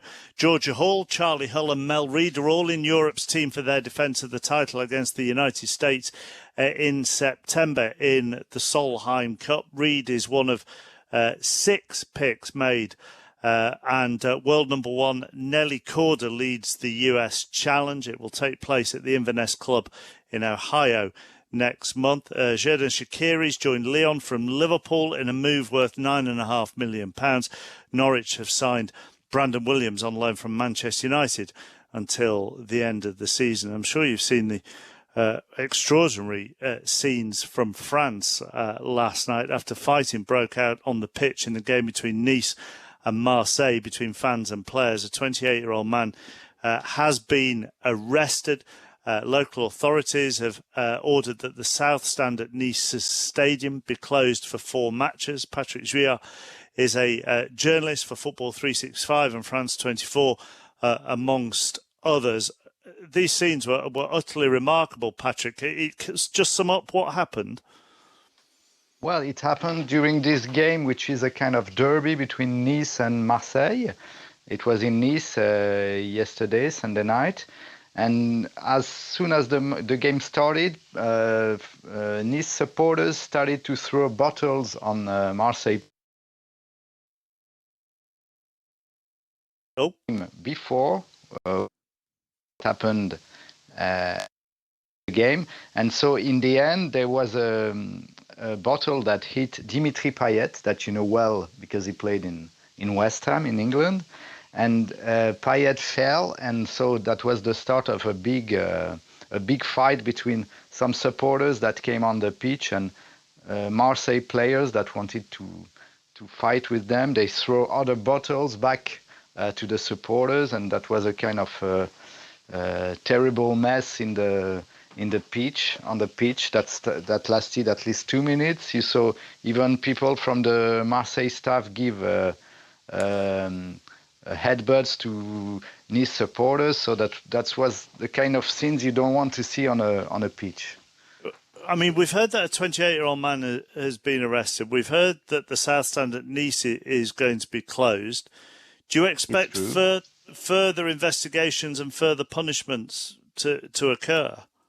Of course, because if you saw the TV images, you could see there were at least 50 or 60 supporters on the pitch.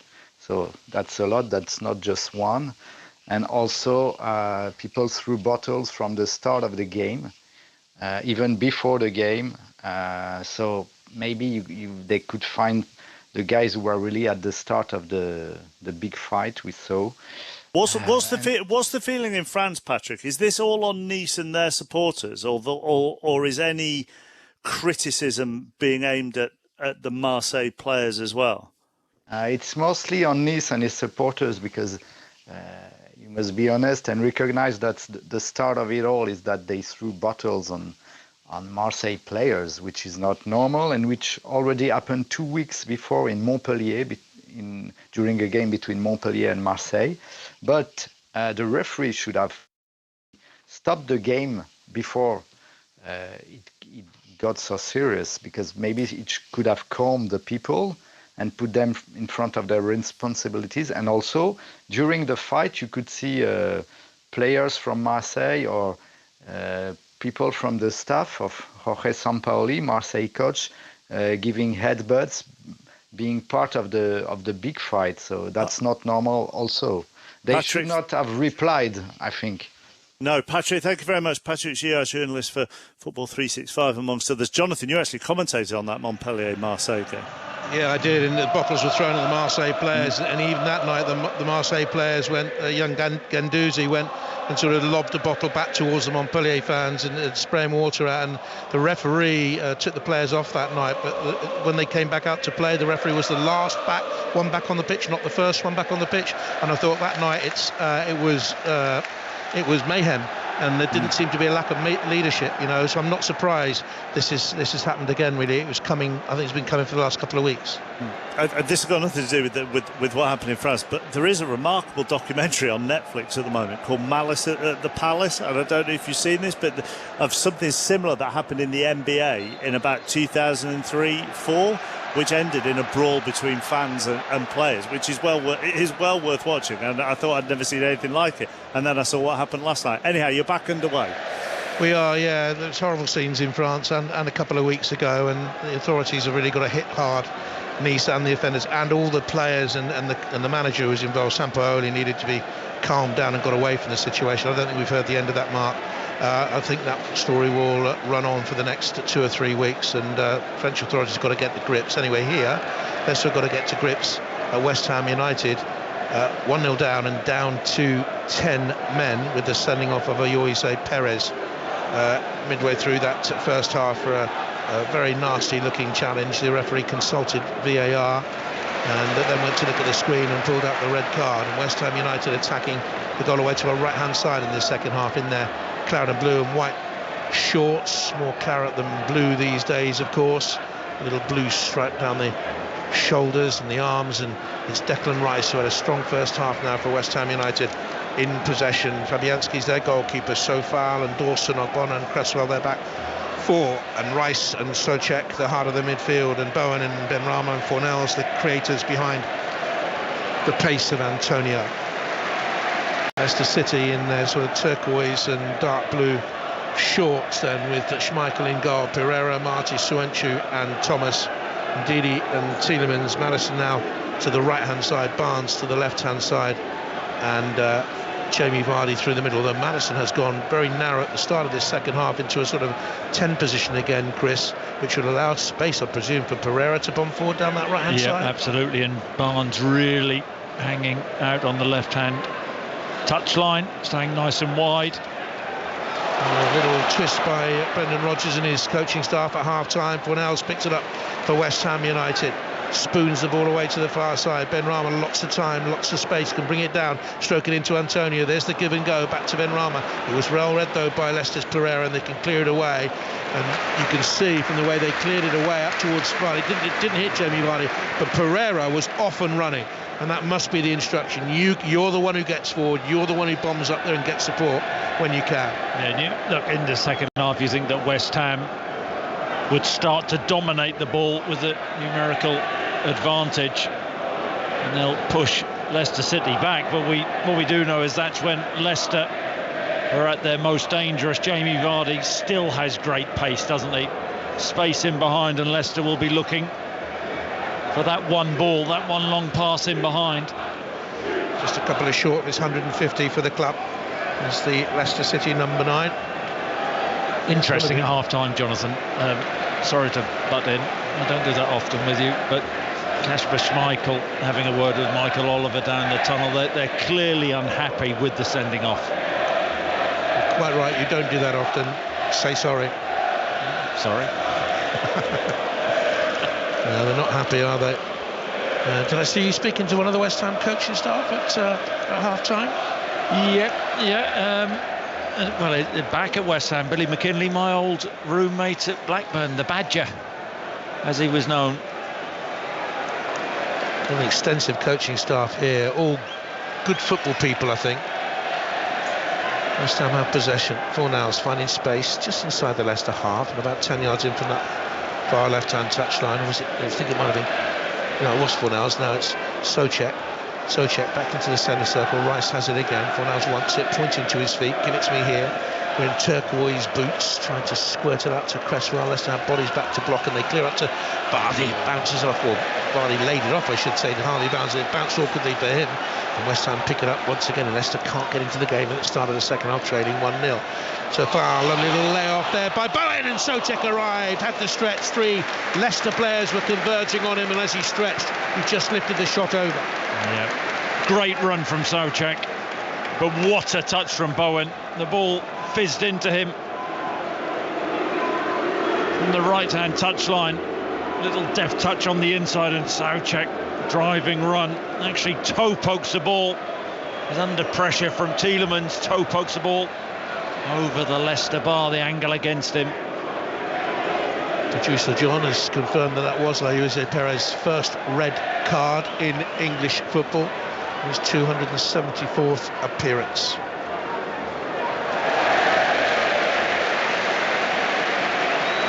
Going to West Ham United, 1-0 up on 5 Live on the BBC. Big crowd at the London Stadium. And West Ham on the attack in the front. Strong challenge by Soyuncu. Stopped Bowen in his tracks. That needed to be timed well. I tell you what, that was all in from Soyuncu, and he did get the ball, but he was off his feet. And you're thinking, you get that wrong. An easy decision for Michael Oliver. Still a corner to West Ham, and they have looked dangerous, haven't they? What a stonking challenge there by the centre-half. Needed to win it, needed to time it, got it away for a corner kick. And Bowen will take it on the right-hand side. Don't expect him to score a bundle of goals. Don't put that pressure on his shoulders. That's what David Moyes said when he arrives. He's a good player, though. He's a talented player. He whips that corner in. Schmeichel got it away. Under pressure. Bounced awkwardly for Ben Rama, but West Ham still have possession. Fornals again dropping cleverly back out wide, deeper into space, halfway inside the Leicester half, right-hand side. Bent a delicious ball. Antonio, what a save.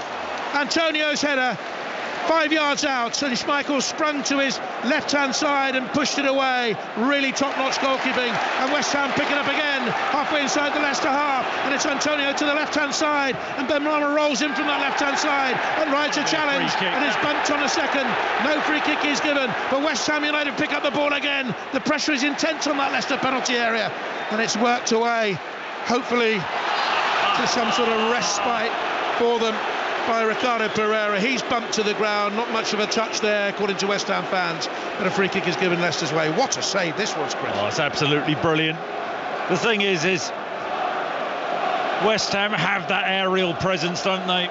Souček drifting into the box, and Antonio, the ball's right on the money.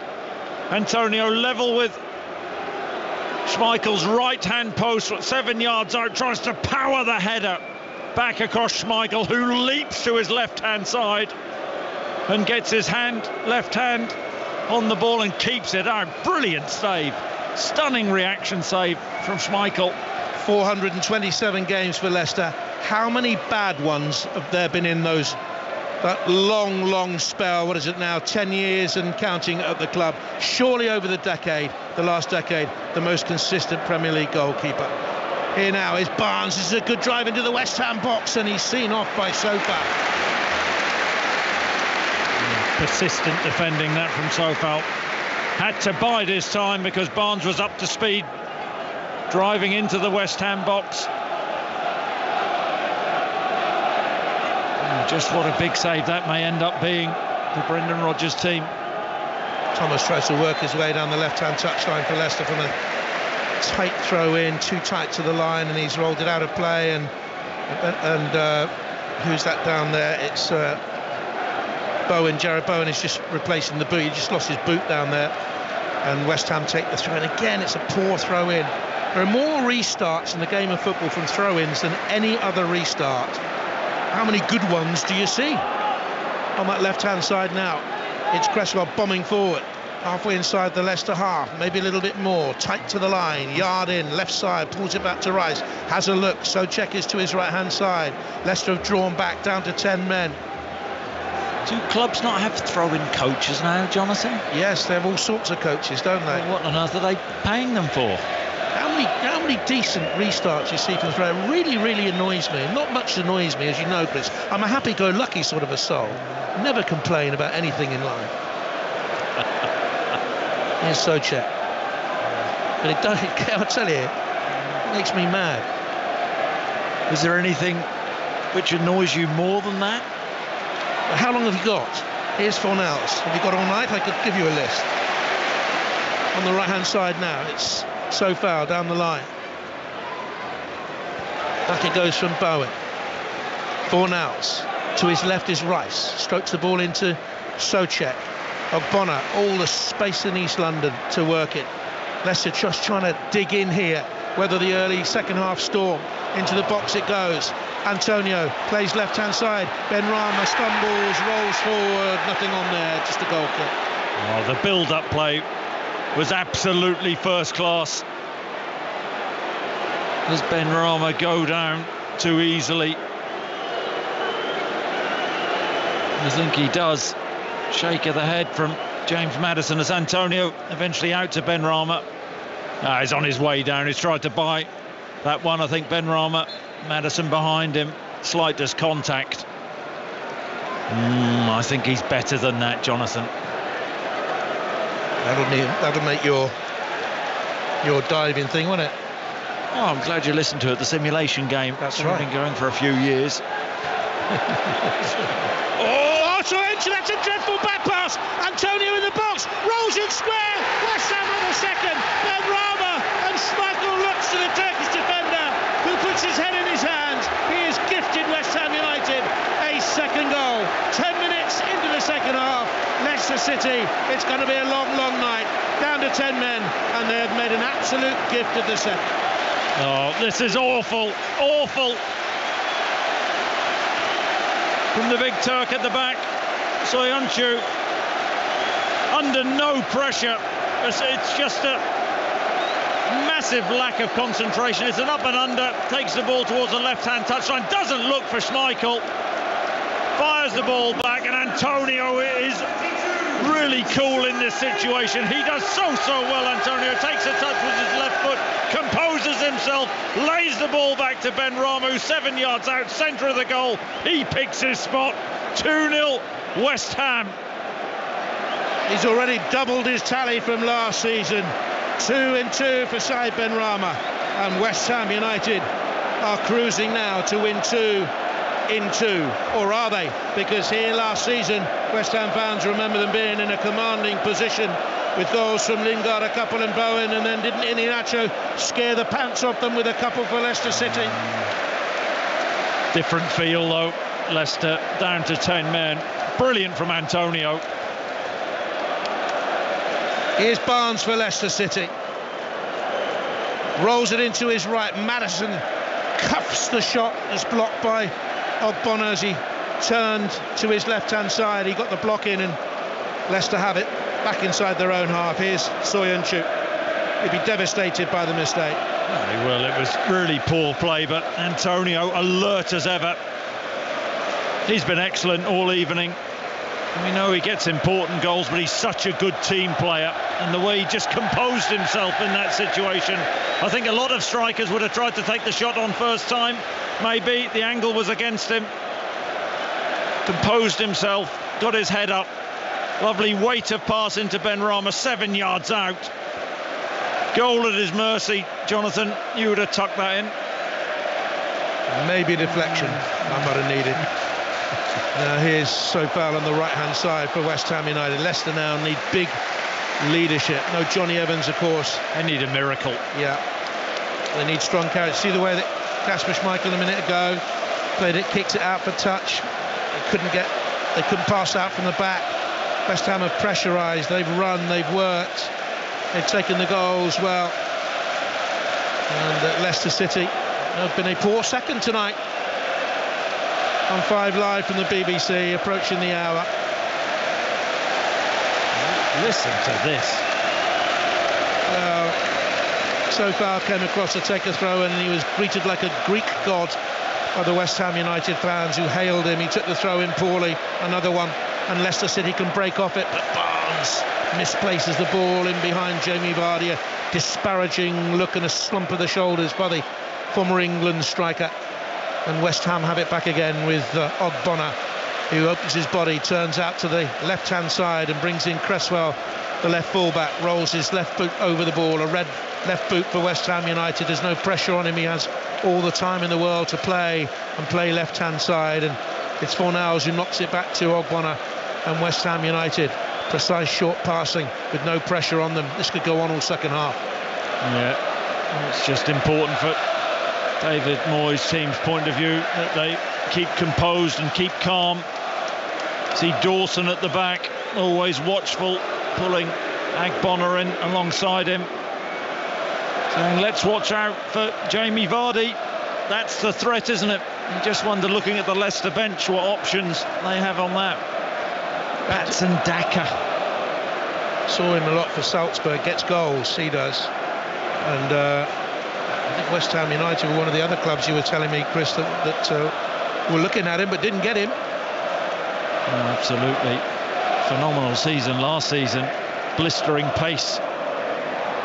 He has. Ogbonna gets it away for West Ham United. That win over Leicester here last season ended Leicester's long unbeaten run of 13 games, and they did tail off after that. Defeat at home to Newcastle and away at Chelsea, and Tottenham at home on the last day, of course, and the chance of Champions League football was gone. But to win the cup, followed up with a Community Shield, punching above their weight, you would say, with the big money spenders around them. But here's West Ham United's Ben Rama. It's been West Ham's night, not Leicester's. Declan Rice, composed, never seems to be hurried. To his right was Souček. Here's Sofal, bends in across, deflected away by young Luke Thomas, and it's going to be a corner ball then for West Ham United on their right-hand side. And they've used the ball really well, West Ham, in this second half. As soon as it goes out wide, they look to get the ball in. They have that physicality, that aerial threat. Leicester have more international caps in their side, more club appearances in their side. The squad is worth more money than West Ham. The big stat that matters on the two scoreboards at either end: West Ham 2, Leicester 0. In comes the corner towards the near post, flicked on by Ogbonna, looking for Antonio. Is he looking for Souček coming in? Not too sure anyway. It's a goal kick. His delivery is so good. Jared Bowen. Another great piece of business from David Moyes. And I think he's getting better and better. I think he's used the ball very well. Some of his deft little flicks have come off to good effect. He has that goal threat, doesn't he? Always looking to run in behind and offer himself up. Leicester have it back with Barnes on the halfway line. David Moyes thought there was a foul there on Jared Bowen. Side Ben Rama, by the way. So well, Antonio. Here's Antonio to Ben Rama. Here's Ben Rama, isolated with Amati, pulls it back to Antonio, edge of the D, plants his shot. Another very, very fine save by Kasper Schmeichel, without whom it would be 4-0. Out of possession, Antonio works back, nicks the ball off Tielemans, feeds it out to Ben Rama on the left-hand side. He cuts back, plays the ball back to Antonio. Oh, and he's 20 yards out, and he's trying to bend the ball into Schmeichel's left-hand corner, and Schmeichel gets a fingertip around the post. 1 for 50 for West Ham, 2 for 100 in his career, 1 to become West Ham's highest ever score in the Premier League. He's looking for it. Bowen will take that corner kick in towards the near post. Little flick on, comes back to the edge of the D. Big hammer blow by Cresswell, the left back, and it flew over the bar. And Leicester City here can only hope that the coach driver has the engine running and they can leave East London quickly with a 2-0 deficit. Oh, blimey. As that ball's dropping, you're thinking, if anyone can, Cresswell can. On the 18-yard line with his left foot, composes himself. Oh, and that's inches over the Leicester City crossbar. Lots of dip on the shot. Not far away at all. Antonio looking to join Saïd Benrahma as the fourth player. Benrahma is the third player in West Ham's history to score in both of their opening 2 matches of a Premier League season. Antonio's up and running to pressurise Amati, who turns and gets it away. It's offside anyway. The previous 2, by the way, John Hartson, 97-98, and Bobby Zamora in 2006, 2007. And here comes Leicester City's substitute. And off goes Harvey Barnes. And on for Leicester City comes Patson Daka. Well, we've talked about him, and we get a chance to see him. Came on. This is his second substitution appearance of the season. You were talking about last season for Salzburg, 34 goals and 41 in all competitions. Yeah, very prolific. He's coming on at a stage where Leicester have a mountain to climb. Under 20 African Cup of Nations winner in 2017. He won the Golden Ball with Zambia. And he's gone into centre-forward supporting role alongside Vardy. Gone 2 up top now, haven't they? It's brave from Brendan Rodgers. The workload on that midfield 3 now. You see Tielemans pushing on a little bit. Indeed, he just sitting in. And Maddison to the left. There'll be more chances for West Ham. I wonder about the future of Kelechi Iheanacho, who finished the season so strongly, but scored 2 here, didn't he? Yeah, and has a great record against West Ham United. And it's Daka who's come on first, and West Ham attacking again through Benrahma, and it's blocked by Suunchu inside that Leicester City penalty area and cleared away. Lovely to see the fans back in the grounds. And I hope that love affair continues for the rest of the season. We certainly don't want any of the scenes that we've seen in France yesterday. It was shocking. Nice against Marseille. Cresswell, ball into the penalty area.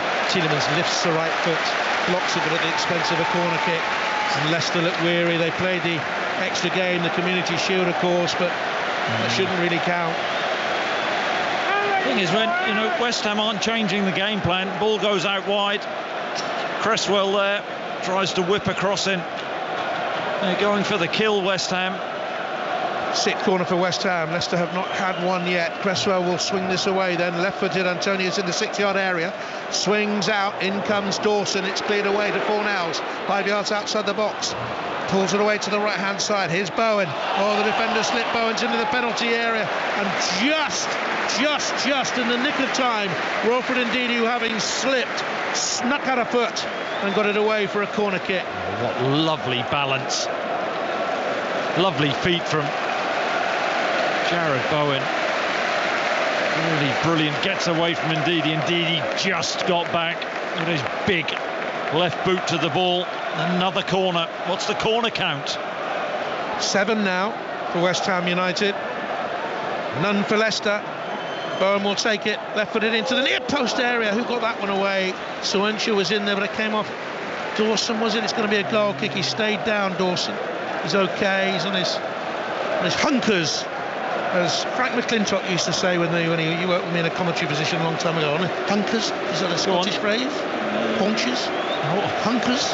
Did you use? Are you ever on your hunkers? I'm have to Google hunkers. Well, what? Be careful. What? There's Bowen. I mean, what a performance. West Ham United's fans are really loving this. What is it, 17 months since they were last here in these numbers? And well, let's hope the action and entertainment and drama continues tomorrow on 5 Live. with the EFL Cup commentaries next couple of nights. Tomorrow, Barrow, Aston Villa, 7:45. With reporters at the 10 other Cup games. Wednesday, West Bromwich Albion and Arsenal. That's an 8 o'clock kickoff. So join us from that for that one. And then don't forget, 10 o'clock tonight, Ellie Oldroyd talking with Ian Botham about Headingley 81, 40 years on. And what a privilege it has been for me to know Ellie Oldroyd over the years. She is a pioneer, she's a wonderful broadcaster and a terrific journalist. So listen out for that one. Here's West Ham on the attack. Bowen just outside the penalty area. A strong challenge on him by Ndidi, and it's clipped away. Now West Ham, Bowen into the penalty, and he slipped it through to Fornals. You can see another West Ham goal coming in every attack they have, and Leicester City are clinging on. But Maddison to Vardy, who's pulled out wide to the left-hand touchline. Control outside of the right boot. Lovely ball back to Maddison. Drops his shoulder one way, wriggles the other between the penalty box and the touchline. Not on the edge of the box. In comes across. Daka missed it. Tielemans gets one effort on it, gets a second, and bundles it into the back of the net. And Leicester are back in the game. West Ham 2, Leicester 1, 69 minutes on the clock. Well, that's all it takes. Tielemans gets a second bite of the cherry. And Leicester have barely been in West Ham's half. They break away on the left-hand side. Vardy does well, finds Maddison on the corner of the box, and Maddison, tricky feet, feeds the ball in. A couple of deflections. Tielemans with a left foot strike around the penalty spot area, and the ball cannons back to him. And when it comes back to him, he prods the ball past Fabianski. Lifeline for Leicester. Well, this will be astonishing. His first effort was blocked, came back onto his chest, and as it dropped, he reacted smartly. Obviously checking something. Is there maybe a possible handball? By Tielemans, I thought it hit him on the chest, I have to say. Yeah, it's given. Goal given. Check very quickly done. And Tielemans off and running, his first goal since the cup final. Not as spectacular as that one. He's been one of Leicester's best players. Here's one of West Ham's, Fornals, left-hand side. Cresswell tries to get the block in. And he composed himself well, didn't he, Tielemans, when he got that second opportunity. Brendan Rodgers pacing his technical area now. He'll be feeling a lot better. Foot left in there. Foot left in by Pereira. One of the West Ham players is down on the far side. It's a yellow card.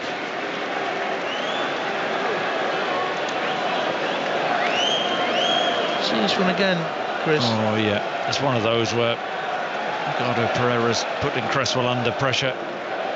Cresswell just pops the ball off, and Pereira's already committed, stands on his toe. Well, it's given. There's a free kick to West Ham United, 18 yards from the dead ball line, about a foot in from the far touchline. That's the West Ham left then. You listen to 5 Live on the BBC on a balmy August evening. Been lovely and warm here. Beautiful sunny afternoon it was.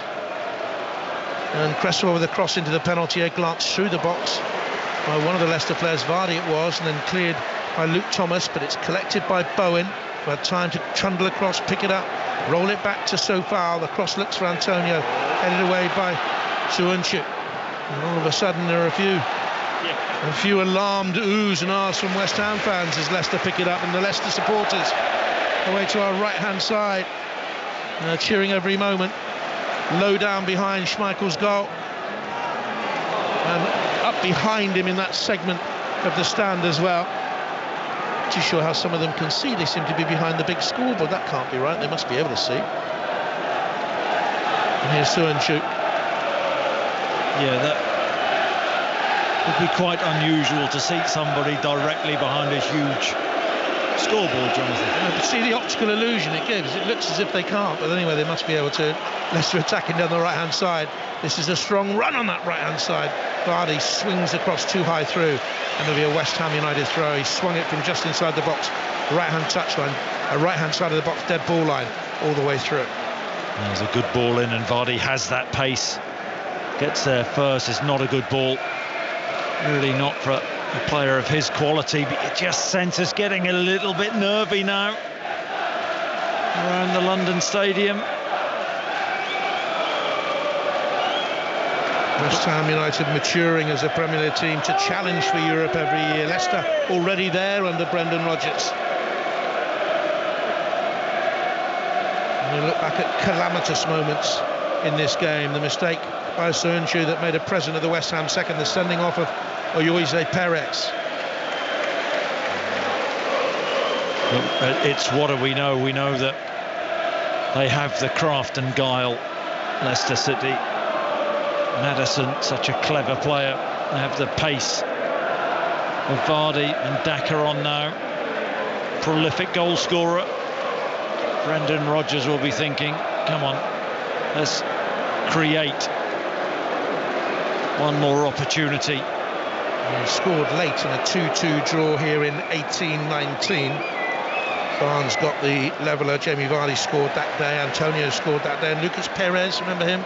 Brief spell at West Ham. Here's Antonio down the right-hand touchline. And the ball is rolled under his foot by Luke Thomas's challenge. It's a corner kick. He's everywhere, isn't he, Antonio? Left, right, central. Moulded himself into a top-class centre-forward. So difficult to play against. Has all the attributes. Good in the air. Holds the ball in. Accomplished finisher. Corner for West Ham. Bowen will take it. Someone else has come short. Maddison is protecting. I think it'll go long though. They've had to play with 34 minutes with 10 men, Leicester. In comes the high cross, met at the far post by Dawson, headed down and volleyed away towards the left-hand touchline by Soyuncu. Collected, good touch by Cresswell. Here's a fine run by Ben Rama, found by Rice to the dead ball line, rolls it back up that left-hand touchline. And Cresswell rolls the ball under sole of the boot, gives it to Ben Rama again, cuts a brilliant pass. Rice is there, cross into the penalty area. Dawson arrives! Header hits the stanchion behind the goal. Goal kick. Dawson saying should be a corner. So well worked. Lovely reverse pass from Ben Rama into Rice's path. It was away on the left-hand side of the box. He just stands up, ball up to the far post, and Dawson leaps high and tries to power a header back across. He thought it came off a Leicester defender though. West Ham 2, Leicester 1. West Ham have scored 6 goals in their opening 2 games. And they look full of attacking portent and potency. And they're playing against the cup holders. They're playing against a very good side, and they've played some delicious football, West Ham. And it's been a hard night for Leicester. And if Leicester can get anything out of this, it will be a tribute to their character. West Ham have it. 2-1 up, 14 minutes to go. To the left of the centre circle, Declan Rice sprays the ball to the left touchline. Ben Rama will attack that Leicester penalty area. Cuts inside, right foot cross looking for Antonio. Soyuncu dropped back and headed it away. But Leicester will be under pressure again as Rice finds Ben Rama on that left-hand touchline. He pushes it down the line to Cresswell, takes the return with his orange-coloured boots, cuts in with a tinted hair, finds the blonde-haired Souček and away to his Czech compatriot Sopal. Then comes a lovely low cross and oh goodness me, it's sliced behind his own goal by Soyuncu. Nearly another horrible moment for him. It's a corner ball. Oh, he got away with that one, didn't he? Soyuncu, lovely ball. Check to check, and the ball whipped in at the near post. Soyuncu takes up a good position, but with the outside of his right boot, goes over his own crossbar. A rueful look from Leicester City's Turkish defender with the long hair, struggling with sweat and a little bun tied up behind the hair. It looks like a goatee, bit of a goatee going on this year. In comes the corner kick for West Ham United now. Played back by Bowen. Ben Rama steadies himself. Right foot cross to the far side. Looking for Dawson again getting up. Well, they get quality ball in from wide positions.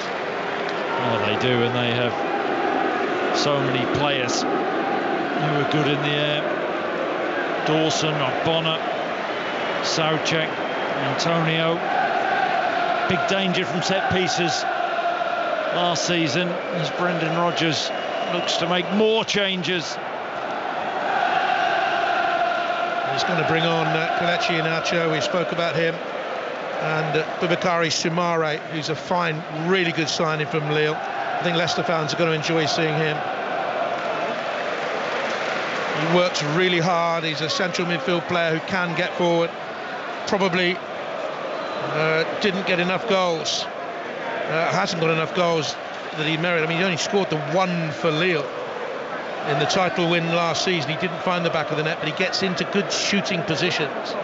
And Iheanacho, we knew from last season that there are goals in him as he rediscovered that form he had as a youngster at Manchester City, sort of fulfilling his potential.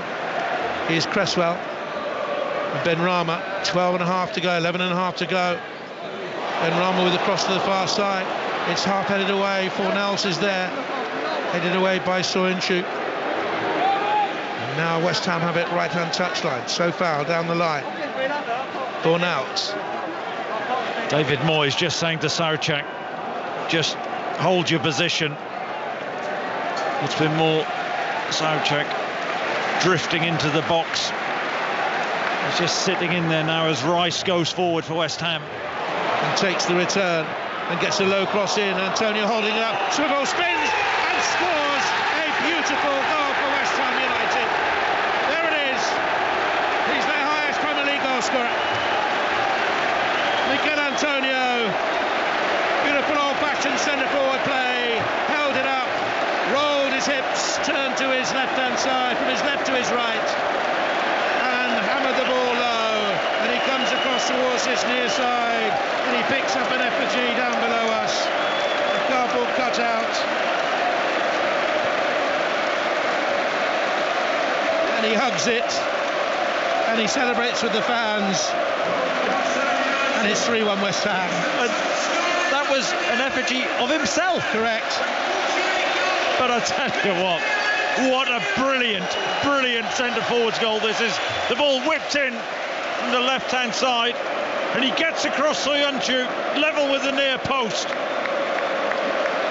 And he says to Soyuncu, get out of the way here. Great first touch with his left foot, swivels with his right foot, third touch, bang! Into the far corner. Powerful finish. No chance for Schmeichel. Great centre-forward player, it really is. Leaves Soyuncu in his wake. Super first touch. Another touch to set it up, and then hammers the ball into the far corner. No goalkeeper's going to save that. And some celebration. He's having himself, but why not?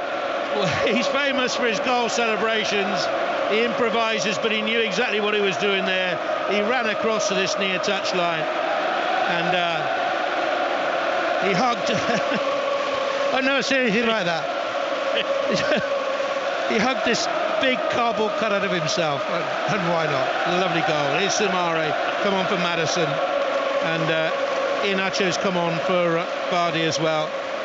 And the night is lost now for West Ham, surely at 3-1 down with 9 minutes to go. I mean, it's some confidence as well, isn't it, to have a big cardboard cutout of yourself on the bench as well. It's his 50th for the club. He's now ahead of Paolo Di Canio as the club's all-time top scorer in the Premier League. And he's worked very, very hard. That front line for West Ham United has pace, it has guile. They've got goals in that front three as well, 7 in 2 games now. And there's just how many times since they moved here from Upton Park has there been a flat, deflated, melancholy air about the place. They've struggled to fill it with noise. Too often, too flat, too despairing. Now it's a buoyant West Ham United. The noise comes flooding around this stadium, made so famous, 9 years ago now, and the legacy of London 2012 remains with the noise that this stadium can create when it is vibrant, when there is hope, and there is certainly that about West Ham United. And all credit to David Moyes and all his coaches. He's got thoroughbred football people all around him in the coaching setup here. Did we talk about the Leicester changes, Jonathan? Have we mentioned? Yeah. Got lost in that goal from Antonio. Nacho on and Sumari. I do think the Leicester fans are going to enjoy seeing him. He loves a tackle, but it'll take just some getting used to, having won the title with Lille last year. Antonio will surely put the game to bed.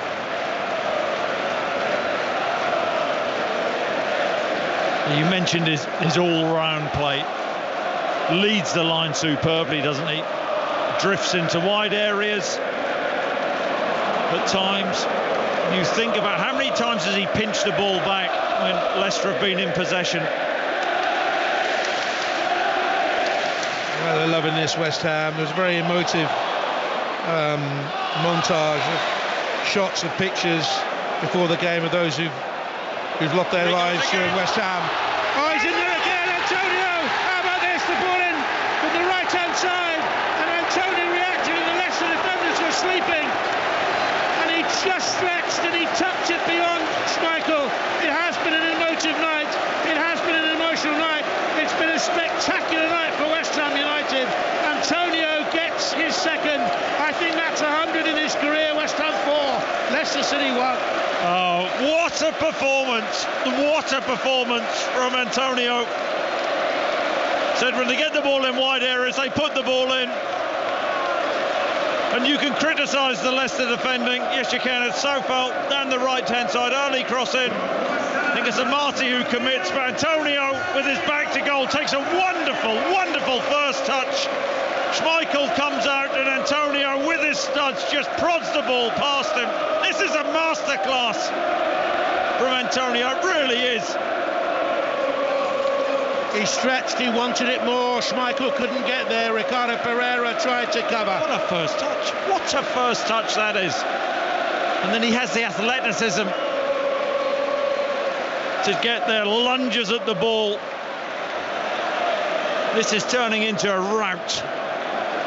Brilliant for West Ham United. I was going to say they put up a wall of images of those who've lost their lives during COVID. Beforehand there were cheers, there was reflection, there were a few tears, and all these fans back inside the London Stadium.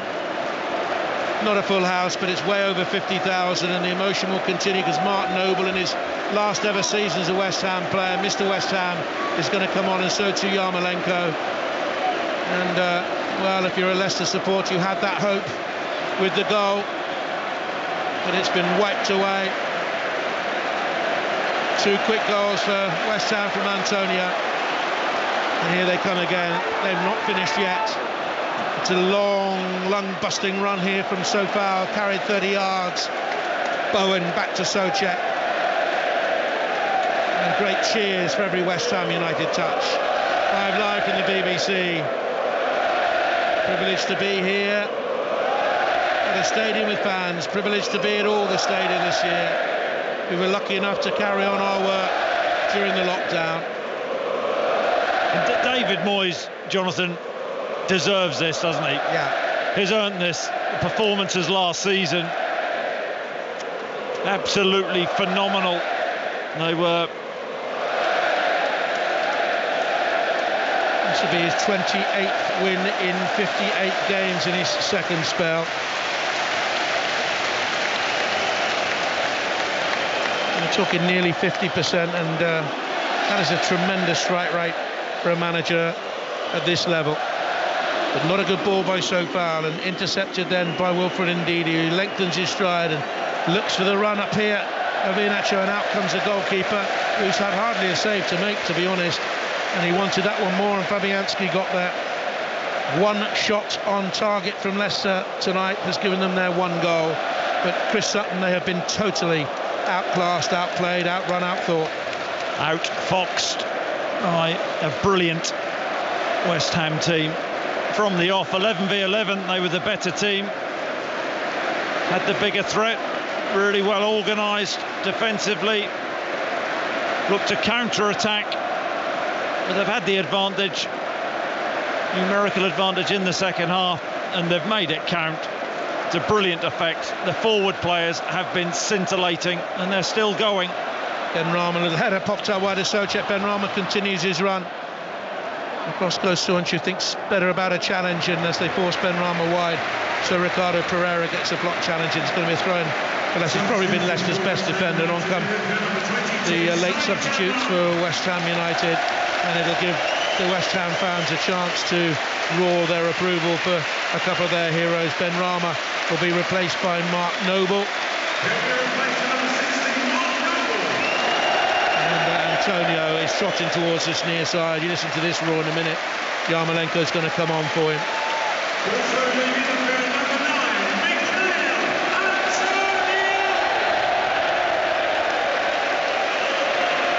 Listen to that roar, but what is David Moyes doing, taking Mikel Antonio off? Is in my fantasy team, and I'm going to lose a head-to-head against Chris Stark by a point. Jonathan. Well done, David Moyes.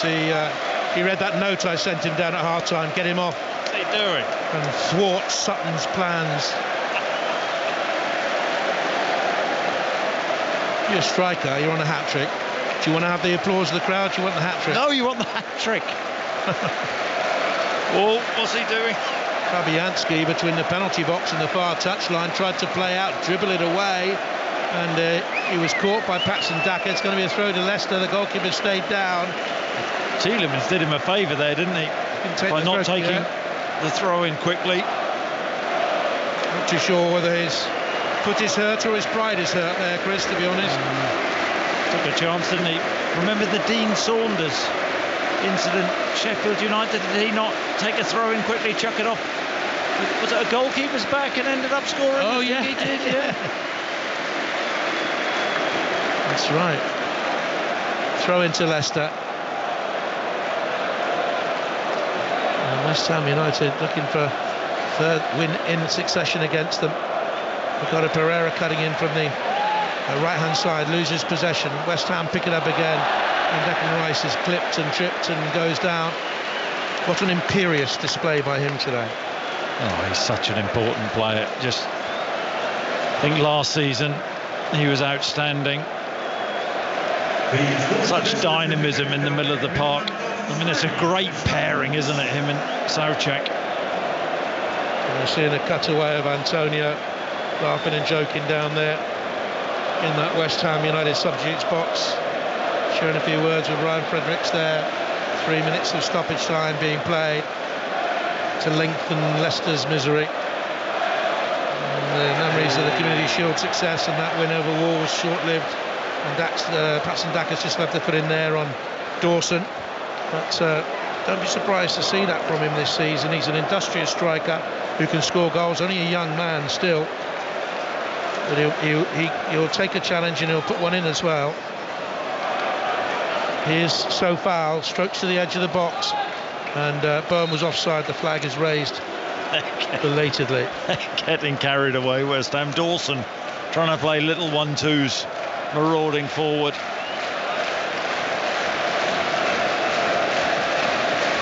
What a start to the season for West Ham.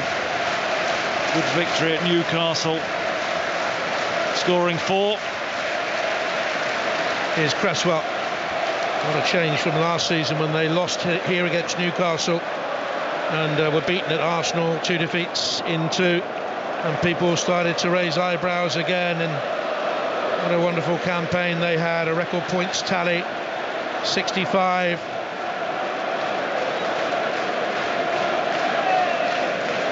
Here's Noble.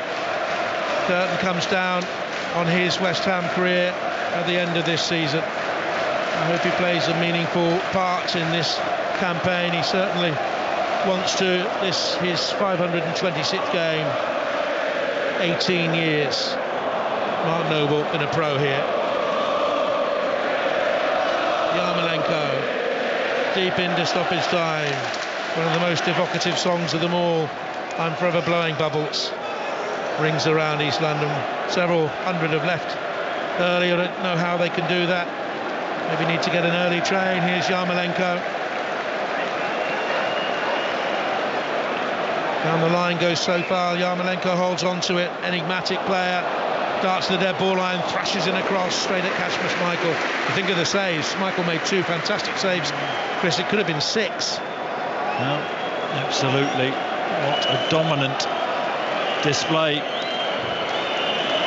And starting off the season as they finished last season. West Ham in good form, strong form, and they're saying, we're going to push again, we're going to go again. They have Crystal Palace here at the weekend. Leicester go to Norwich, and Leicester will have to perform far better than they did tonight. West Ham United have blown them away by 4 goals to 1. Fornals after 25 minutes. Then Rama after a horrible error by Soyuncu made it 2. Leicester already down to 10 men with a sending off of Oyoze Perez. Tielemans gave Leicester hope with 69 minutes on the clock, and then rat-a-tat-tat, Mikel Antonio, 2 in 4 minutes. West Ham's top scorer in their Premier League history, Chris, and West Ham have won it 4-1. Yeah, brilliant performance from West Ham. Leicester City, well and truly hammered, didn't offer a lot. The sending off, you could say, changed the game. Brendan Rodgers may feel that way, but thought West Ham 11v11 were the better team in second half. Absolutely phenomenal. Antonio, unplayable. Strong display and another 3 points. Great start to the season, and listen to this. Brilliant to be here tonight, Mark, unless you're a Leicester fan, but this is always a special song. Bubbles being blown at West Ham United. They've beaten Leicester by 4 goals to 1. And they are top of the table on goals scored are West Ham this evening, so I bet they are belting out that song at the London Stadium. Jonathan, Chris, I mean, you could go in so many different directions when praising West Ham, couldn't you, tonight? All over the pitch, there are players that you have to be impressed with, and brilliantly organised, and every round pegs in round holes.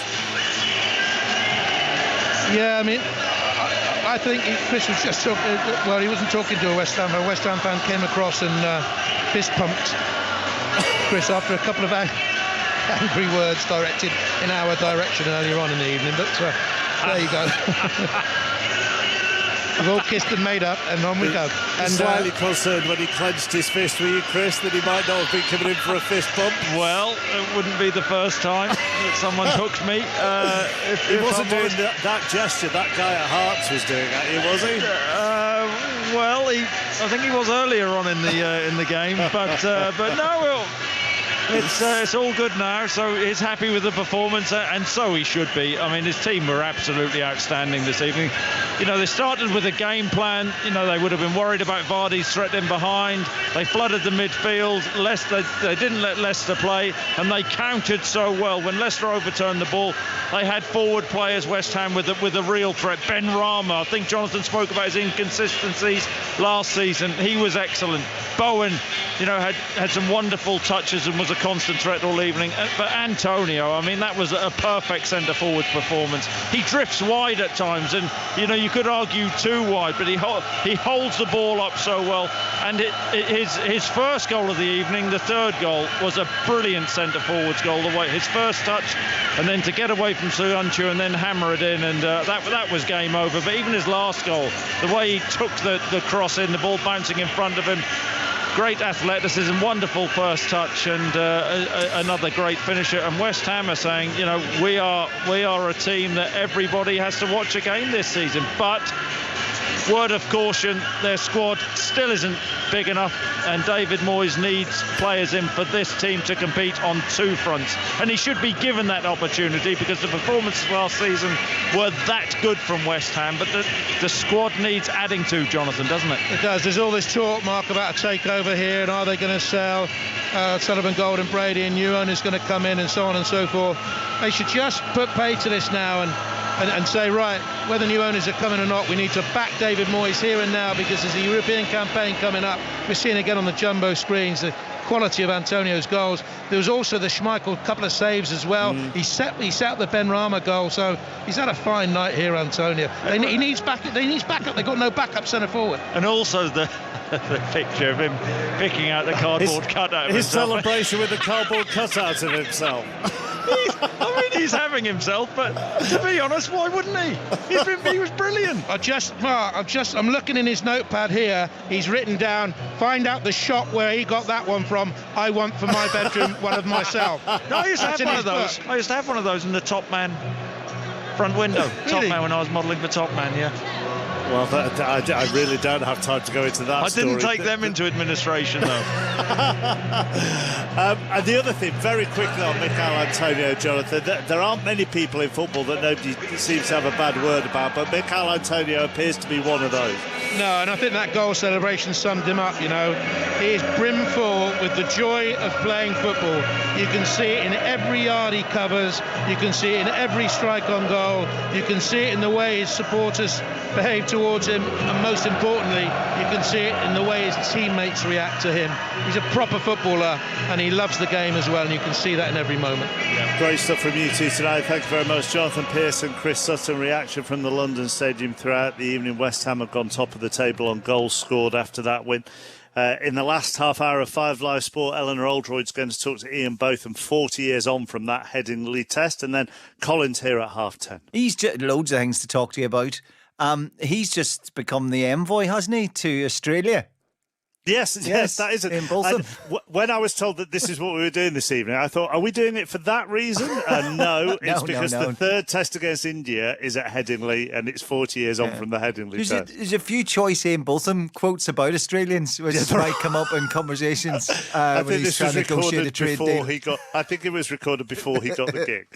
Listen, you know those moments where you go, fans are back, everyone's waiting for that moment that makes them feel warm inside. It just happened for me, you know, fans are back. Once Chris Sutton's officially getting flicked, the old merchant banker, you know that the fans are back. You know that everything's returning to normal. That was very funny. Dear. What do you want to know? What's on the show? Yes, absolutely. Oh, right. Well, obviously, first half hour, serious business. We've been focusing on Afghanistan, in particular human rights, and we've been talking to so many people here with family back home, people who've managed to make it to the UK, and we'll continue to do a very personal look at it tonight. After 11 o'clock, chappers, it is the 30th anniversary of the first website, the first www. So we're looking at the history of that, good and bad, with the guy who's CEO of the company set up by the guy that discovered the World Wide Web. What do you call him? Is that the website? Berners-Lee. Berners-Lee, yeah. Dame Tanny Gray. Although there's still was something with that. There's still and you will know this, that clip that always does the rounds of Pete Tong reading out how to get in touch with. Have you got it? Brilliant. Poor Pete, right? Because we did something on the future of the internet a couple of months ago and we rinsed this clip, and I always feel sorry because Pete's a lovely guy, but here it is. We'll post it out there on the BBC homepages of the internet, and I keep saying that and not giving you the address, and I do get a lot of inquiries, so it's very complicated, but here it comes. http://www.bbcnc.org.uk/BBC TV /Radio 1 /P/Tong/index /HTML. I know it doesn't make sense, but if you've got a computer and you're out there on the internet, you will understand what I mean. It's never not funny. It's one of those clips that I think, poor guy's done so much in his career, and that's the clip. But yeah, we'll talk about that. The Baroness, Tanny Gray Thompson, will be with us on the eve of the Paralympic Games, and then Dr. Chris Smith for the Midnight Medic, which is really, really interesting tonight. Loads of good stories in that. So there you go. Good stuff, right? You, so in between Colin, before Colin, we will have Ian Botham in conversation with Ellen Oldroyd, not because he's a trade ambassador to Australia, but because it's 40 years on since Headingley 81, and you'll hear from Botham with Ellie after Aaron Paul. Listen on BBC Sounds. This is BBC Radio 5 Live. Thank you, Mark. The Taliban have warned there will be consequences if the United States and its allies extend their presence in Afghanistan beyond the 31st of August. With thousands of people still desperate to be flown out of Kabul, there's growing international pressure on President Biden to delay the withdrawal of American troops. And speaking at a news conference, the White House National Security Advisor Jake Sullivan suggested President Biden did not think extra time would be needed. The president believes we are making substantial progress. Dozens of flights, tens of thousands of people evacuated from the country.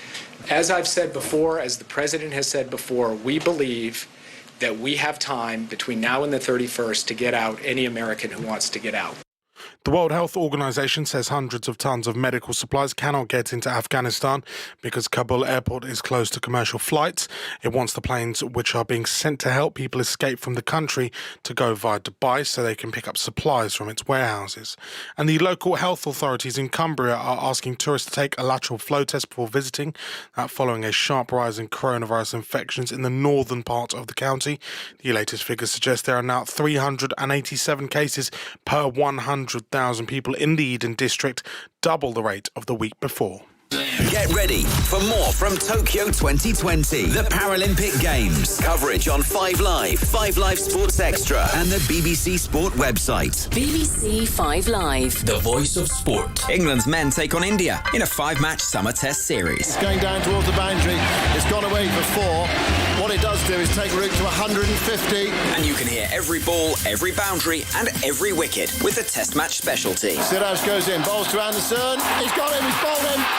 And that's been an incredible Indian victory on this final day. England versus India, the third test, live from Headingley. Starts Wednesday from 10:25 on 5 Live Sports Extra and BBC Sounds.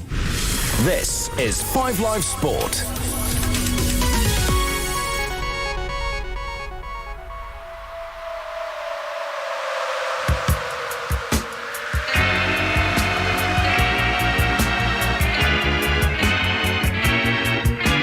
...1981 and Britain is in turmoil.